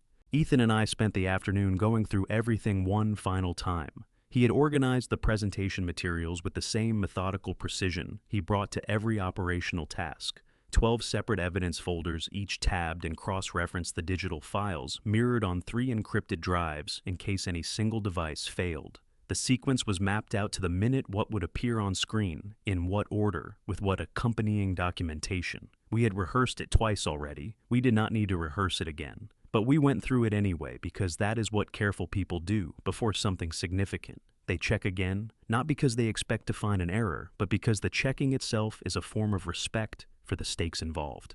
Patricia Dunn called at 4:30 to confirm that the Assistant United States Attorney for the Southern District of New York had reviewed the full evidentiary package and signed off on the arrest warrants. 2 warrants, one for Daniel Marsh, one for Victor Langford. The charges were extensive wire fraud, forgery of financial instruments, conspiracy to commit corporate theft, theft of trade secrets, and in Daniel's case, the additional charge of procuring fraudulent medical testimony in connection with the attempted guardianship filing. "They'll have 4 agents outside the ballroom," Patricia said. "Plain clothes, they go in on your signal." "Understood," I said. "Arthur?" She paused in the way that attorneys pause when they are about to say something that falls outside their professional role. What you've built here, the documentation, the chain of evidence, the way you let them keep moving while you cataloged everything I've been doing this for 22 years. I've never seen anything like it. Thank you, Patricia. Just don't be modest tomorrow. You've earned the room. After she hung up, the office was very quiet. Ethan had gone to make arrangements with the hotel's audiovisual team in Chicago, a call he was handling from the conference room down the hall. I was alone for the first time in what felt like weeks. I opened the bottom drawer of my desk and took out the suit jacket I had brought in that morning. Navy wool, single-breasted cut, in a style that had been slightly out of fashion for at least a decade. I had worn it to the Heritage Conference in 1993, the first year I presented a paper there, a study of pre-Columbian settlement patterns in the Great Basin, that the Journal of Archaeological Science had subsequently cited 47 times. Margaret had pressed the jacket the night before that presentation, standing in the kitchen of the apartment we'd had on Riverside Drive, moving the iron in long, careful strokes, while I paced behind her, rehearsing my opening paragraph. "You're going to pace a hole in the floor," she had said, without looking up from the ironing board. "Sit down and let me tell you what's wrong with your third sentence." She had been right about the third sentence. I held the jacket for a moment, feeling the weight of the wool in my hands, the particular texture of fabric that has been well made and well kept, and has therefore outlasted most of the circumstances it has witnessed. Then I put it on and stood in front of the small mirror on the back of my office door. I looked like what I was, a 67-year-old man who had spent 4 decades doing careful, serious work and was prepared to account for all of it. That would have to be enough. Victor's email had arrived at 2 in the afternoon, forwarded to me by Ethan with a single line of commentary. He has no idea. The email was addressed to Hayes Heritage Group's General Inquiry account and written with the breezy confidence of a man who believes he is extending a courtesy to someone who has no remaining options. It invited the Hayes Heritage Group team to attend the conference as observers and participate in what Victor called a constructive industry dialogue about the future of archaeological resource management. He signed it with his title and the Langford Antiquities logo embedded in the signature block. I read it twice. Then I hit reply and typed 4 words. "We will be there." I sent it and closed my laptop. My phone showed a text from Olivia, sent 40 minutes earlier, flight confirmed. "Landing O'Hare at 6 tomorrow morning. Do you need anything?" I typed back. "Get some sleep on the plane. I need you rested." 3 dots appeared, then her response. "Are you nervous?" I considered the question honestly, the way I try to consider all honest questions. Nervous was not precisely the right word. What I felt was something more like the sensation I remembered from the moment before, significant excavations. Not anxiety about what might go wrong, but a kind of heightened attentiveness to everything that was about to go right. The awareness of being at the exact point where preparation becomes action, and there is nothing left to do but begin. "No," I typed. "I've been ready for this for a long time. Get some sleep." I put the phone in my pocket and stood at my office window for a while, looking out at the November night settling over Midtown. 31 floors below the city moved through its Tuesday evening routines. People leaving offices, hailing cabs, walking fast with their hands in their pockets against the cold. The ordinary machinery of a city that had been running continuously for longer than most nations had existed entirely indifferent to the fact that somewhere in its grid, a 67-year-old archaeologist was standing at a window in a 30-year-old suit jacket, getting ready to walk into the last significant confrontation of his professional life. I picked up the photograph of Margaret from my desk. She was laughing. She was always laughing in this photograph, caught in the middle of making a point at some dinner. I could no longer specifically remember one hand raised and her eyes bright and her whole face lit from within by the particular energy of a person who is entirely at home in the world they have built. "The truth is going to come out tomorrow," Margaret, I told her. "All of it. 40 years of it." I set the photograph down, gently straightened my jacket, and went home to get what sleep I could. One last detail worth noting. 3 days earlier, Ethan had contacted the conference committee's administrative office and requested that a response slot be held open in the formal program under the Hayes Heritage Group name. The committee, aware of the public attention surrounding the company, had agreed without difficulty. The slot appeared in the printed program as TBD. Nobody had told Victor. Tomorrow, Chicago. The Intercontinental Chicago's Grand Ballroom held 400 people comfortably, and another 50 if the fire marshal wasn't paying attention. On the last Wednesday evening of November, It was holding 412, and the fire marshal, if he was present at all, had chosen to look the other way in deference to the occasion. I arrived at 6:47, 40 minutes after the doors opened. Ethan had gone in earlier to coordinate with the hotel's audio-visual team, a process that had taken 2 hours and required the kind of patient technical negotiation that Ethan conducted better than anyone I had ever worked with. He had a specific seat in the elevated glass-enclosed booth at the back of the room, a position that gave him a clear sightline to the main projection screen and direct access to the presentation system. By the time I walked in, everything was in place. I came through the service entrance on the north side of the building, the one used by catering staff and equipment handlers. A young woman in a hotel uniform held the door without being asked, which told me Ethan had arranged that as well. I walked through a corridor that smelled of warming trays and fresh linen, and came out through a side door into the ballroom's western perimeter, where the lighting was lower and the crowd was thick enough that a man in a navy suit, carrying nothing more remarkable than a leather folder, could move through it without attracting attention. I found a table near the back, left corner, set slightly apart from the main configuration, partially obscured by a substantial floral arrangement that the organizing committee had placed there for reasons of aesthetic symmetry, and that now served, from my perspective, as ideal cover. I sat down, ordered sparkling water from a passing server, and looked out at the room. It was, I had to admit, a magnificent setting for a catastrophe. The grand ballroom had been built in the 1920s and renovated 3 times since without losing anything essential about itself. The coffered ceiling, the crystal chandeliers that threw warm, fractured light across the room, the sense of accumulated occasion that certain spaces develop over decades of hosting events that mattered. 400 people in their finest professional attire moved through the space with the particular energy of an industry gathering at its own apex. The handshakes, the business cards, the careful calibrations of who was worth talking to and for how long. Edward Montgomery was at a center table in the VIP section, positioned exactly where we had arranged. He was talking to 2 people I recognized as senior curators from the Field Museum, his expression pleasant and engaged, giving no indication that anything unusual was about to occur. He did not look in my direction. Olivia and Daniel were in the 3rd row of the main seating area, 15 feet from the stage stairs.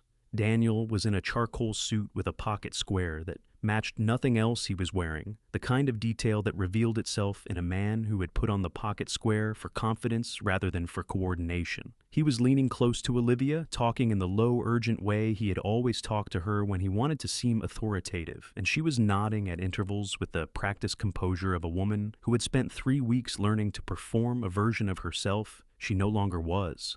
She was extraordinary, my daughter. I had known it since she was 7 years old, sitting in the passenger seat of my truck on the way to a dig site in New Mexico, informing me with complete seriousness that she had identified 3 logical errors in the methodology of a paper I had published the previous year. She had been right about all 3. Vanessa arrived at 7:02 on Victor's arm, in a red dress that announced itself from across the room. She wore jewelry I did not recognize, borrowed I assumed, or purchased on credit. She could not currently back with anything real. She moved through the crowd with the practiced ease of someone who had spent years learning to perform confidence, working the room with a smile that reached her eyes because she had trained it to stopping to embrace 2 women from the American Institute for Conservation who would within 6 months be voting on whether to revoke her membership. She did not see me. Nobody saw me. That was the arrangement I had spent 40 years perfecting. Victor broke away from Vanessa at 7:15 and moved toward the stage area, where the evening's master of ceremonies, a professor from Northwestern, whom I had known for 20 years and who had no knowledge of what was about to occur, was reviewing his notes. Victor placed a hand briefly on the man's shoulder, in the manner of someone who believes he owns the room and wants the room's inhabitants to know it. He was taller than I remembered from photographs, and he carried himself with the specific arrogance of a man who has mistaken other people's silence for admiration. He scanned the room once thoroughly from his position near the stage. His gaze moved across the back tables, passed over the floral arrangement, did not pause. He did not see me. The chandeliers dimmed at 7:30. The murmur of 400 conversations dropped in pitch and volume, settling into the expectant quiet that precedes a formal program. The master of ceremonies stepped to the podium, welcomed the room, made the standard acknowledgments, and introduced the first presenter of the evening. It was not Victor, The organizing committee had placed 2 presentations before his A study of underwater excavation protocols from a team at the University of Miami, and a paper on repatriation frameworks from a colleague at the Smithsonian. Both were good work presented with care. I listened with part of my attention and used the rest of it to watch the room. Daniel checked his watch 4 times during the first presentation. Victor, seated now in the front VIP row, with Vanessa beside him, sat with the studied patience of a man who knows he is the main event and finds the opening acts tedious. He straightened his cufflinks twice. He accepted a glass of champagne from a passing server and set it down after 1 sip. At 8:41, the master of ceremonies returned to the podium. "Our next presenter," he said, his voice carrying cleanly through the room's excellent acoustics, "needs very little introduction to those of us who have been following developments in the field. Please welcome the CEO of Langford Antiquities, Mr. Victor Langford, who will be sharing some remarks on the future of institutional archaeological management." Victor stood up from the front row, buttoned his jacket with a single practice motion, and walked up the stage stairs with the unhurried ease of a man ascending to something he deserved. The applause was polite and moderate, the kind given to a presenter who has bought enough goodwill through networking to earn a warm reception without having built enough genuine respect to earn an enthusiastic one. He adjusted the microphone. He looked out at the room with the expansive, comfortable gaze of a man surveying territory he considers his own. "Good evening," he said. "I want to talk tonight about what happens when legacy institutions fail to evolve and what responsible industry leadership looks like when they don't." He pulled up his first slide. It showed the Hayes Heritage Group logo alongside a graph depicting a downward trend in the company valuation over the preceding 8 months, a graph constructed entirely from the falsified financial data Clark Brennan had manufactured on Daniel's instructions, presented here as though it were fact to an audience of 400 people who had no reason to question it. "This," Victor said, gesturing to the slide with the confidence of a man holding evidence he knows cannot be challenged, "is what institutional inertia looks like. A company built on one man's reputation, unable to adapt, unable to lead. And I say this with genuine regret for everyone whose careers have been connected to it, no longer viable as an independent entity." I took a slow sip of my sparkling water. From the elevated booth at the back of the room, I could see the small indicator light on Ethan's laptop blinking green. Everything was recording. Everything was ready. Victor continued. He was a good speaker, fluid, confident, with the kind of delivery that makes complicated things sound straightforward and straightforward things sound inevitable. He talked about consolidation and efficiency and the importance of decisive leadership in a changing landscape. He talked about Hayes Heritage Group's management failures as though they were established fact. He talked about Arthur Hayes not by name initially, but through the unmistakable architecture of his description, as a man who had made meaningful contributions decades ago and had since become a liability to the field he claimed to love. He had been speaking for 11 minutes when he said the name directly. "Arthur Hayes." Victor said, his voice carrying the particular gentleness of a man administering what he considers a mercy, "built something worth building. The tragedy is that he has not been able to let go of it in time to preserve what he built. The most respectful thing this industry can do for his legacy, for his employees, and for the sites and collections he worked so hard to protect is to ensure that Hayes Heritage Group's resources are managed by people with the capacity and the vision to take them forward." In the third row, I saw Daniel lean back in his chair with the satisfied ease of a man watching a plan complete itself. In the front VIP section, Vanessa's chin lifted slightly and she touched the borrowed jewelry at her throat, and something moved across her face that I recognized even from 40 feet away as the specific expression of a person who believes they have already won. I set my water glass down on the table. I straightened my jacket. The master of ceremonies was already moving back toward the podium to introduce the respondent from Hayes Heritage Group, a slot that had been listed in the program as TBD, and that most of the room had assumed would simply be skipped, given the company's supposed state of collapse. I stood up from my corner table, picked up my leather folder, and began walking toward the stage. 400 people are in that ballroom. Victor Langford thinks he owns the room. Vanessa thinks she's already won. And somewhere in the back corner, sitting quietly behind a floral arrangement, is Arthur Hayes. Comment now if you're ready for everything to change. A note before we continue this story includes fictional elements crafted to bring its message to life. Any resemblance to names or real places is coincidental, but the truth at the heart of this story that belongs to all of us. I have walked into a great many rooms in my life. Excavation sites in the Nevada desert at 4 in the morning, the air still cold and the ground still dark. Congressional hearing rooms in Washington, where men in expensive suits asked questions they had already decided the answers to. Hospital corridors that smelled of antiseptic, and the particular silence of people waiting for news they were not ready to receive. I have never walked into a room the way I walked into that ballroom on the last Wednesday of November. The distance from my corner table to the stage stairs was approximately 60 feet. I covered it at the pace I have always walked, unhurried, deliberate, the pace of a man who knows where he is going and has no need to demonstrate that knowledge through urgency. The room was focused on the podium, on the master of ceremonies adjusting his notes on the TBD slot, in the program that most people had already mentally written off. I was 15 feet from the stage stairs when the first person saw me. She was a woman in her late 50s, seated at a table on the aisle. Dr. Caroline Webb from Harvard's Peabody Museum, a colleague I had corresponded with for 20 years without ever meeting in person. She looked up from her program at the movement in her peripheral vision, and her eyes found my face, and for a moment, she simply stared. The way people stare when they see something that does not match their expectation of what is possible. Then she said loudly enough for the 6 people at her table to hear, "Is that Arthur Hayes?" The question moved through the room like a current through water. A man at the next table turned, then the people behind him. The ripple spread outward from Caroline Webb's table in every direction, simultaneously heads, turning programs, lowering conversations, stopping mid-sentence as 400 professionals registered what was moving through their ballroom. Not a disturbance, not an interruption, but something rarer and more disorienting than either of those things. The first person stood up when I was 10 feet from the stairs. I did not see who it was. I heard the sound of a chair pushing back, and then a second later the sound of hands coming together, a single pair of hands, tentative at first as though the person was not entirely certain the gesture was warranted, and then a half second later, entirely certain. Then a second person stood, then 4 more.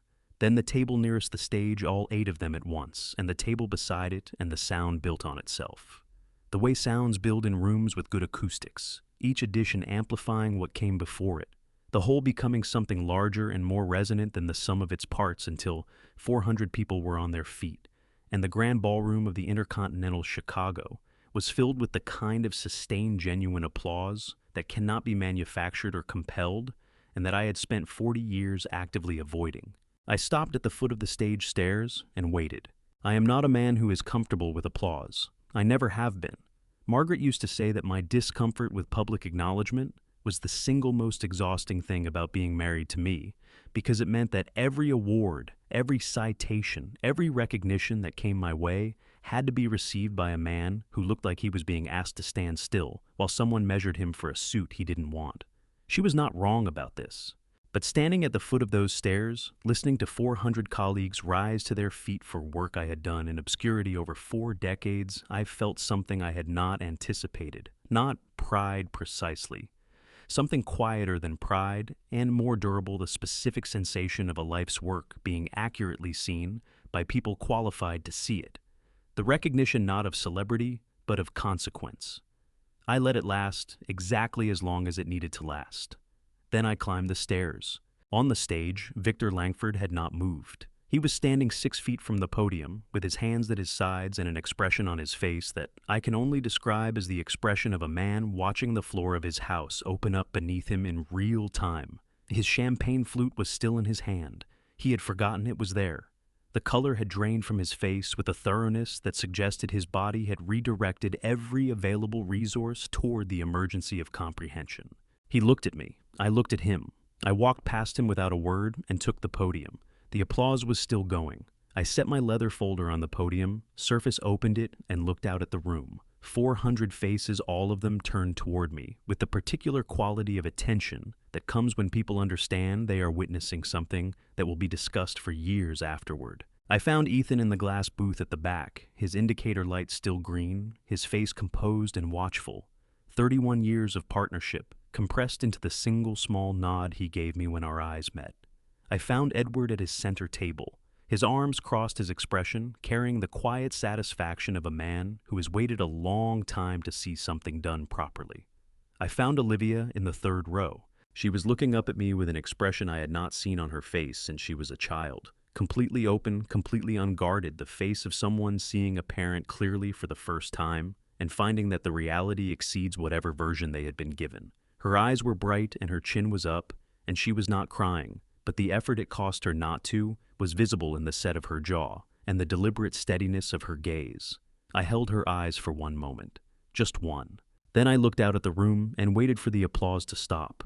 It took a while. When it finally did, the silence that followed was the particular silence of a room holding its breath. Not empty silence, but full silence. The silence of 400 people waiting with complete attention for what comes next. Vanessa was in the front row of the VIP section. I could see her from the podium without looking directly at her. In my peripheral vision, a woman in a red dress who had in the space of 30 seconds undergone a transformation I had not planned for, but had perhaps anticipated. The composed, victorious expression she had been wearing when I walked past her table was gone. What had replaced it was something rawer and less managed, the expression of a person who has just understood with complete and irreversible clarity that the story they have been telling themselves about their own life was wrong in a way they cannot now unknow. She was staring at me with her hands pressed flat against the table in front of her, and I could see even from 40 feet away that her jaw was working slightly. Opening and closing, with no sound coming out, like a person trying to find a word in a language they no longer speak. The room was still waiting. I looked down at my folder, then back up at 400 colleagues who had just given me something I had not asked for and did not know how to return. "Thank you," I said. My voice came out clear and steady through the microphone filling the room, the way voices fill rooms when the acoustics are right and the speaker has nothing to hide. "I apologize for the wait. I have always preferred to let the work speak for itself." I paused. "Tonight I'm afraid I will need to speak on its behalf. I did not come to that stage to give a speech. I am not a man who gives speeches. I came to read a record. I want to begin," I said, "by introducing myself properly. Not because I think most of you don't know who I am. I can see from the last 2 minutes that you do. But because the man who was just described from this podium bears so little resemblance to my actual professional history that I feel a correction is warranted." I opened my folder and read 12 publication titles, 12 journal names, 12 years. The Journal of Archaeological Science, American Antiquity, World Archaeology. 40 years of work, listed without commentary, without elaboration, the record standing entirely on its own weight. When I finished, the room was very quiet. "I tell you this," I said, "not to impress you. You already know this work. I tell you so that everyone in this room understands exactly whose company is being discussed tonight and exactly what is actually at stake." I nodded to Ethan. The projection screen behind me went dark for 2 seconds, and then it came alive with the first document, a clean, precisely formatted audit log, timestamps running down the left margin in 12-point type. "What you are looking at," I said, "is a server access record from Hayes Heritage Group's internal document management system. Over a period of 11 weeks, our system was accessed 47 times between the hours of 2 and 4 in the morning using credentials belonging to my wife, Vanessa Cole Hayes. Each access event resulted in the download of unpublished field survey reports, proprietary geological assessments, and active excavation site data. Each downloaded file was then transmitted to a server registered to a shell company in Nevada, which traces directly to Langford Antiquities." Victor stood up from the front row. His voice was loud and carried the aggressive energy of a man trying to sound more certain than he felt. "These documents are fabricated. This is a targeted smear campaign by a man who cannot accept Mr. Langford." I did not raise my voice. I simply said his name with enough precision that the room understood the interruption was over. "You will have an opportunity to respond. Please sit down." He sat. His face was the color of old concrete. "Under the Defend Trade Secrets Act," I continued, "the transmission of proprietary business data to a competitor constitutes a federal offense, civil and criminal. The documents on this screen are not fabricated. They are the output of an audit logging system that has been running continuously for 90 days, and they have been reviewed and verified by the Assistant United States Attorney for the Southern District of New York." Ethan advanced to the next slide. This is a timeline of access events from a second account belonging to my daughter Olivia. She did not make these access events. They were made by her husband Daniel Marsh from his personal laptop at their home in Brooklyn, always after midnight, always while Olivia was asleep. Mr. Marsh used those sessions to extract digital signature files from 3 executed contracts. He used those signatures to construct fraudulent mortgage instruments, documents that purported to show Hayes Heritage Group had taken on substantial debt and pledged excavation rights as collateral. This constitutes wire fraud under federal statute, exposure of up to 20 years per count, and there is more than one count. Daniel was on his feet. His face had gone a shade of red that suggested his blood pressure was doing something alarming. You cannot stand up there, and 2 people near him put hands on his arms. He shook them off but did not continue. Ethan advanced to the final slide. 3 weeks ago, I said my operations director and I created a fictitious archaeological site. We designated it Lot 7 Carson Valley, Nevada. We gave it real GPS coordinates, a plausible geological formation, and a preliminary survey report suggesting the presence of significant pre-Columbian artifacts. We uploaded it to our internal system at 9:17 in the evening. I paused. Langford Antiquities filed a survey permit application with the California State Historic Preservation Office at 9:47 the same night, 12 hours and 30 minutes after we uploaded a file that described a site that does not exist. The slide showed both documents side by side, our fictitious survey, and Langford's permit application coordinates matching to the decimal point. The sound that moved through the room was not applause. It was something lower and more visceral, the collective exhale of 400 people processing the same realization simultaneously. I looked out at them and said the only thing left to say. I did not build Hayes Heritage Group to watch it be dismantled by people who mistook my patience for weakness. The company is not insolvent. Its finances are sound. The crisis of the past 3 months was manufactured, documented, deliberate, and now fully evidenced. I close my folder. I yield the floor to my operations director for one final presentation. I step back from the podium. Ethan's screen went dark. Then it came back. What Ethan put on the screen was not a financial document. It was not a server log or a permit application. It was something far more intimate than any of those things. It was a photograph, a single high-resolution image of a text message exchange between Vanessa and Victor, timestamps running down the right margin in pale gray digits. The messages were not about business strategy or acquisition mechanics. They were the messages of 2 people who had convinced themselves that what they were doing was not only permissible but deserved, committed to writing, with the careless confidence of people who believed they would never be read. The room absorbed this in silence that had physical weight. Ethan advanced to the next image emails, thread after thread. Victor's Century City address at the top, subject lines, clinical and specific database transfer protocol. Dubai escrow structure, Hayes liability assignment. The curators, the academics, the institutional directors who had devoted their careers to the ethical stewardship of cultural heritage. I watched them read those subject lines, and I watched something move through the room that was not quite anger and not quite grief, but contained elements of both. The sale of 40 years of unpublished archaeological data to a foreign holding company was not merely corporate theft. To the people in that room, it was something closer to desecration. Vanessa's voice cut through from the VIP section, high and cracking. Those are fabricated. Every single one is fabricated, and I will sue every person in this room who... There is one more piece of evidence, I said from the podium, and it does not come from me. 400 heads turned toward the third row. Olivia stood up. She did not rush. She did not look at Daniel, who was gripping his armrests so hard his knuckles had gone the color of bone. She looked at me for just a moment, straightened her shoulders the way her mother used to, before saying something difficult, and walked to the secondary microphone. Her heels were quiet on the carpet. She reached the microphone and stood before 400 people without flinching. My name is Olivia Hayes Marsh, she said, her voice clean and steady through the speakers.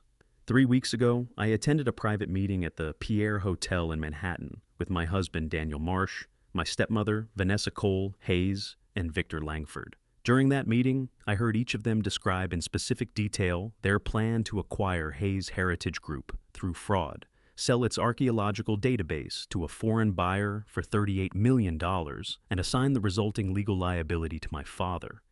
She paused for one breath. Under New York state law, as a participant in that meeting, I was fully authorized to record it. I did. She reached into the pocket of her blazer. Daniel was out of his chair before anyone registered. He had moved, lunging into the aisle toward Olivia. His face contorted with the desperation of a man who believes that if he can just reach her phone, he can still stop everything from ending. He did not reach it.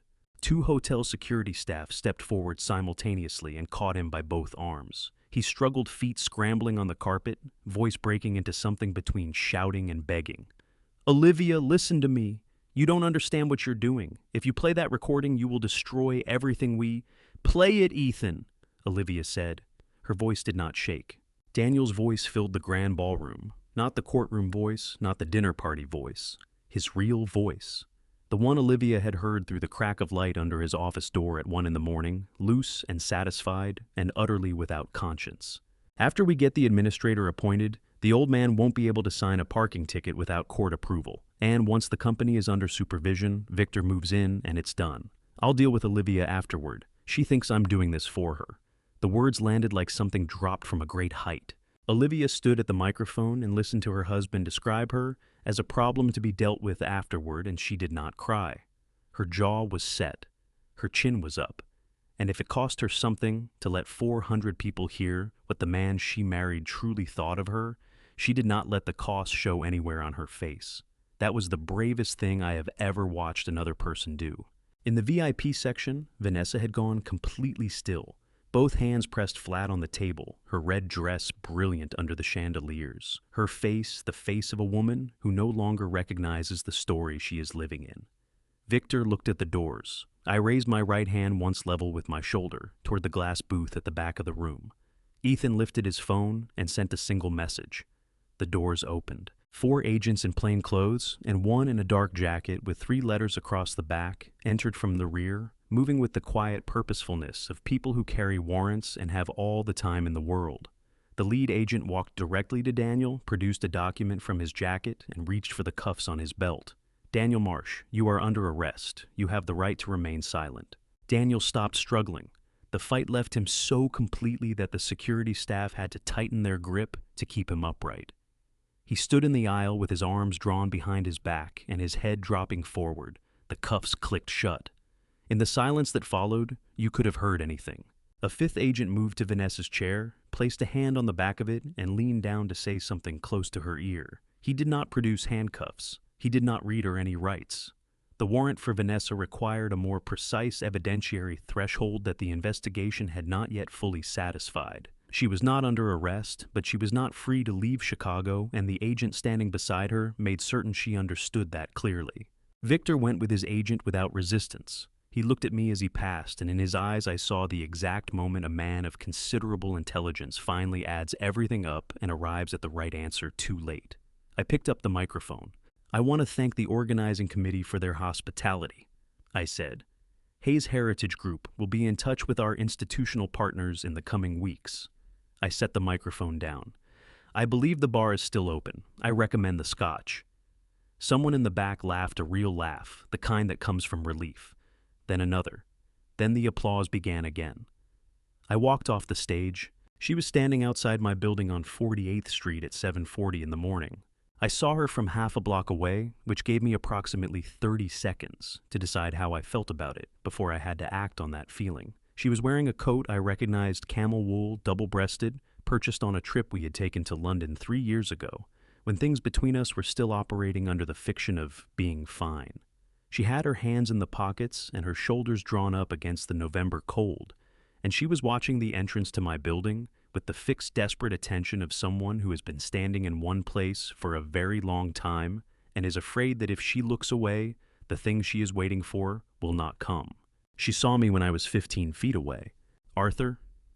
She said my name the way drowning people say things with everything she had because it was all she had left. She took 2 steps toward me and then stopped as though she had run out of the specific courage that had gotten her this far and was not sure she had enough remaining to close the distance. Her eyes were red at the rims and darkly shadowed beneath, and her face had lost the particular architecture of confidence and calculation that I had watched her construct and deploy for 5 years. What was underneath it was something I had not seen before, something unguarded and frightened and genuinely lost. I stopped on the pavement. "You have 2 minutes," I said. "I have a 9 o'clock call." She flinched. Then she pulled herself together with visible effort, her chin coming up, her hands tightening in her pockets. "I know what you're going to say. I know there's nothing I can offer you that changes what happened, but I need you to understand." Her voice cracked on the last word, and she pressed on through it. "Victor told me it would be simple. He said you'd be bought out, compensated fairly, that the company would continue under new management, and nothing of significance would actually be lost. He made it sound like a transition, not a—" She stopped. Her jaw worked. "I didn't know about the mortgages, Arthur. I swear to you I didn't know what Daniel had done to the documents." "You knew about the database," I said. She didn't answer, which was of course an answer. "You accessed our system 47 times over 11 weeks, I said. "You transmitted unpublished survey data to a competitor. You participated in a meeting in which the sale of that data to a foreign buyer was discussed in explicit detail, and you said nothing to indicate any discomfort with the plan." I kept my voice level, not cold level. There is a difference, and it matters. "You knew, Vanessa. You knew all of it that mattered." Her eyes filled. The tears didn't fall, but they gathered, and she blinked hard against them and pressed her lips together. And for a moment, she looked very much like a woman who had been genuinely hoping that I might say something different than what I was saying. "I was afraid," she said. "I was afraid of ending up like—" She stopped herself. "Like what?" She looked at the pavement. "Like nothing. Like someone who spent the best years of her career attached to a man whose shadow was so long she could never see her own." I stood with that for a moment. It was, I thought, the most honest thing she had ever said to me. It was also in its way the saddest, not because it was true, but because the version of our life she had constructed inside her own head, the one in which she was overshadowed and undervalued and needed to take drastic action to claim what was rightfully hers, had been so complete and so convincing that she had never once stopped to examine whether it corresponded to reality. I reached into the inside pocket of my jacket. I took out a single folded piece of paper and held it out to her. She took it with fingers that trembled slightly, unfolded it, and looked at what was printed on it. It was the text message she had sent me on that Tuesday night in November, every word of it, date and time stamped at the top, printed on plain white paper in 12-point type. She read it.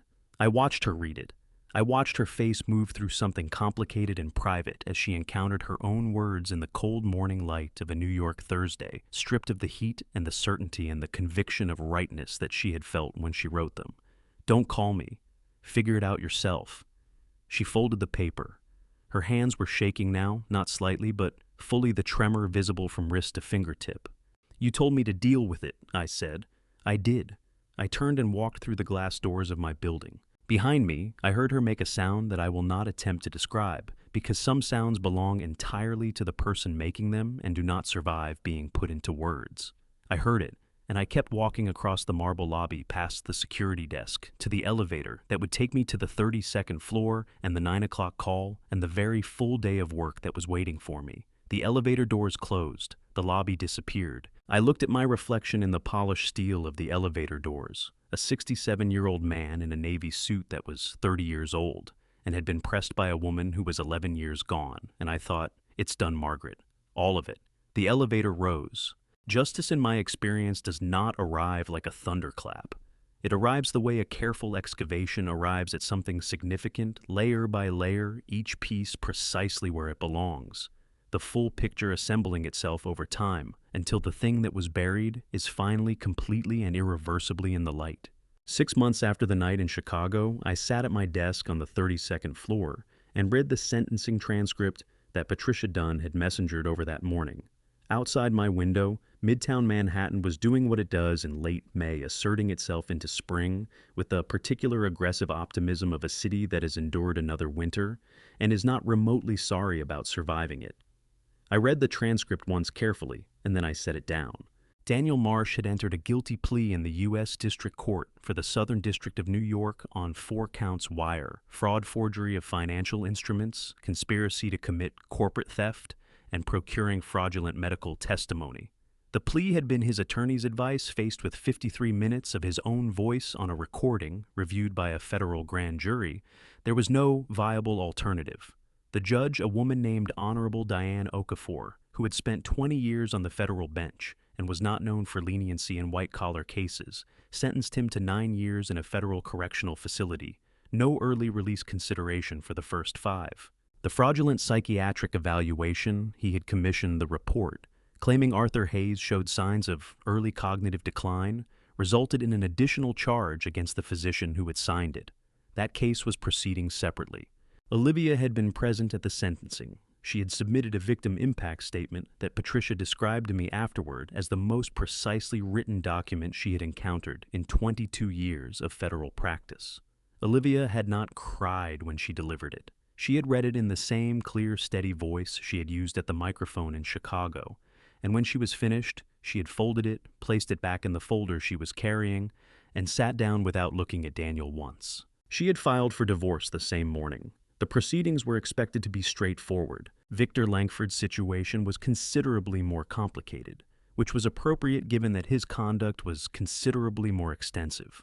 Langford Antiquities had lost its federal operating licenses. Within 2 weeks of the Chicago conference, the Advisory Council on Historic Preservation had moved with unusual speed, which Patricia attributed to the public nature of the exposure and the particular sensitivity of the data involved. Victor personally faced charges in 2 jurisdictions, wire fraud and conspiracy in New York, and violations of the National Stolen Property Act in connection with the attempted sale of the archaeological database to the Dubai Holding Company. His attorneys were skilled and expensive, and the proceedings would take time, but the evidence was the kind that does not leave room for creative interpretation.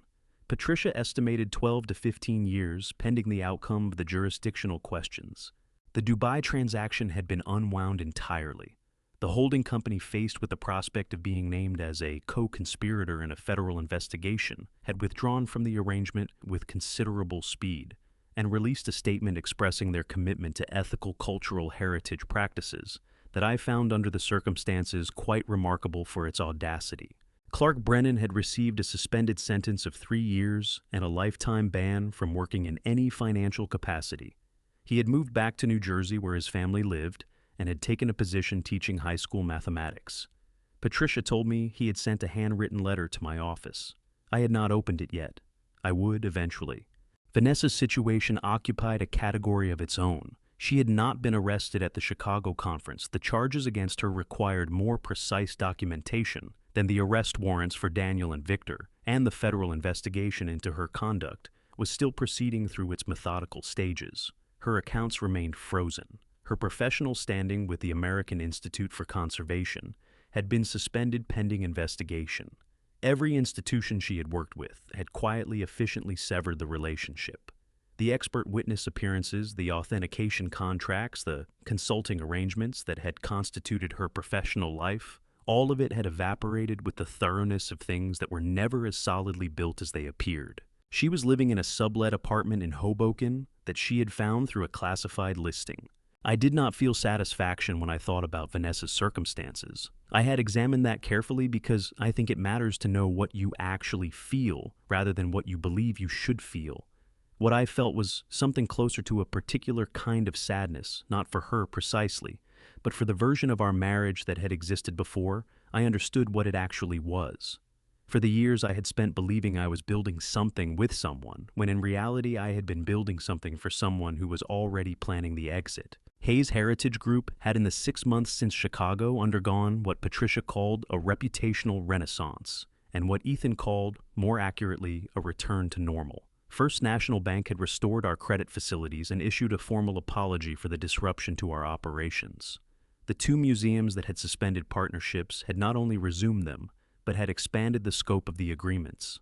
The California State Historic Preservation Office had reinstated all 3 excavation permits that had been placed under review. The Smithsonian had approached us about a long-term research collaboration, the first time that institution had initiated contact with Hayes Heritage Group in 11 years. Ethan placed the Smithsonian proposal on my desk. The afternoon I read Daniel's sentencing transcript, with a single yellow sticky note attached to the cover page. About time, it read.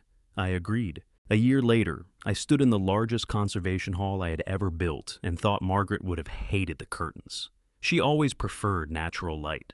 The Margaret Hayes Foundation held its inaugural ceremony on the 3rd Thursday of November, exactly 1 year and 1 week after the night in Chicago. The hall occupied the ground floor of a building 2 blocks from our midtown office, and it smelled of new paint and good wood, and the particular clean air of a space that has not yet accumulated its history, but is clearly ready to begin. Ethan had arranged everything, which meant everything was exactly right. 12 young archaeologists sat in the front, 2 rows each of them, holding the letter that had informed them they were the Foundation's first scholarship recipients. They ranged in age from 23 to 31, and they came from 7 states, and 3 of them had traveled more than 1,000 miles to be here. I had read each of their applications myself, field notes from sites I recognized, research proposals that reminded me uncomfortably and pleasantly of my own thinking at their age. Edward Montgomery was in the 3rd row. He had flown in from San Francisco that morning and had arrived at the hall 40 minutes early, which told me more about what this occasion meant to him than anything he might have said. Olivia was standing near the registration table when I came in talking to one of the scholarship recipients, a young woman from Albuquerque, who was working on a survey of Pueblo 4 sites in northern New Mexico. I watched them for a moment without interrupting. Olivia was describing the permit application process with the practiced ease of someone who had spent 9 months learning it from the ground up, and the young woman was listening with the focused intensity of someone who understood she was receiving genuinely useful information from someone who had recently been exactly where she was. 9 months ago, Olivia had walked into my office and asked for an entry-level position on the New Mexico survey team. She had not asked for a title or a salary above the standard range, or any accommodation that acknowledged whose daughter she was. She had brought a 2-page summary of what she knew, a 4-page account of what she needed to learn, and the expression of a woman who had decided to build something from the ground up and was not in a hurry to skip any of the steps. I had hired her on the spot. The ceremony was simple and did not run long. I said what needed to be said about Margaret, not everything, because everything would have taken days, but enough. I talked about the specific quality of her attention, the way she had read field reports at the kitchen table, with the same focus she brought to everything, the way she had understood. Before I did that, the work was only meaningful if it was passed forward. Afterward, Edward found me near the photograph of Margaret that hung beside the entrance, a portrait taken at a dig site in Utah in 1998, her hair pulled back, her eyes squinting against the sun, her expression carrying the specific satisfaction of a person doing exactly what they were meant to be doing. "How does it feel?" Edward asked. "Having the whole thing out in the open." I looked at the photograph for a moment. "Like putting down something heavy," I said. "You don't fully realize how heavy it was until your hands are empty." Edward nodded. He understood this. He was the kind of man who understood things without needing them, explained at length, which was why we had been friends for 38 years. Ethan appeared at my elbow with my coat. "The New Mexico team leaves Monday," he said. "Permits are confirmed. Equipment is staged." "Good." I took the coat and looked around the hall at the 12 young scholars, at Olivia, still talking with the woman from Albuquerque, at the photograph of Margaret on the wall, at the clean white space of a room that was just beginning to fill with the weight of what it was going to become. "Let's go do some work," I said. "Looking back at everything that happened, I want to be honest with you about something. This is a family story I never wanted to live, but living it taught me more than 40 years of fieldwork ever did. I was not a perfect husband. I was not a perfect father. I made the mistake that too many of us make. I assumed that loving someone quietly was enough, that doing everything without saying anything was a form of strength. It wasn't. It was absence with good intentions. If I could go back, I would have spoken sooner. I would have shown Olivia the storage room years before she needed to find it herself. Don't be like me. Don't wait until the betrayal forces the conversation you should have started long ago. The people who tried to destroy what I spent a lifetime building forgot one thing. Patience, when it is rooted in integrity, is the most dangerous force in any room. I believe God places certain trials in our lives, not to break us, but to show us exactly how strong the foundation we built actually is. Every family betrayal leaves a scar, but scars, as any archaeologist will tell you, are just evidence that something survived. If this family story reached something in you, if any part of it felt familiar, I'd love to hear your thoughts in the comments below. Share it with someone who needs to hear it today. And if you haven't subscribed yet, this is your sign. Every story I tell is built on one belief: the truth always finds its way to the surface. Thank you for staying until the end. The stories ahead contain some fictional elements crafted purely to carry a meaningful message. If that's not for you, no hard feelings. Choose what serves you best.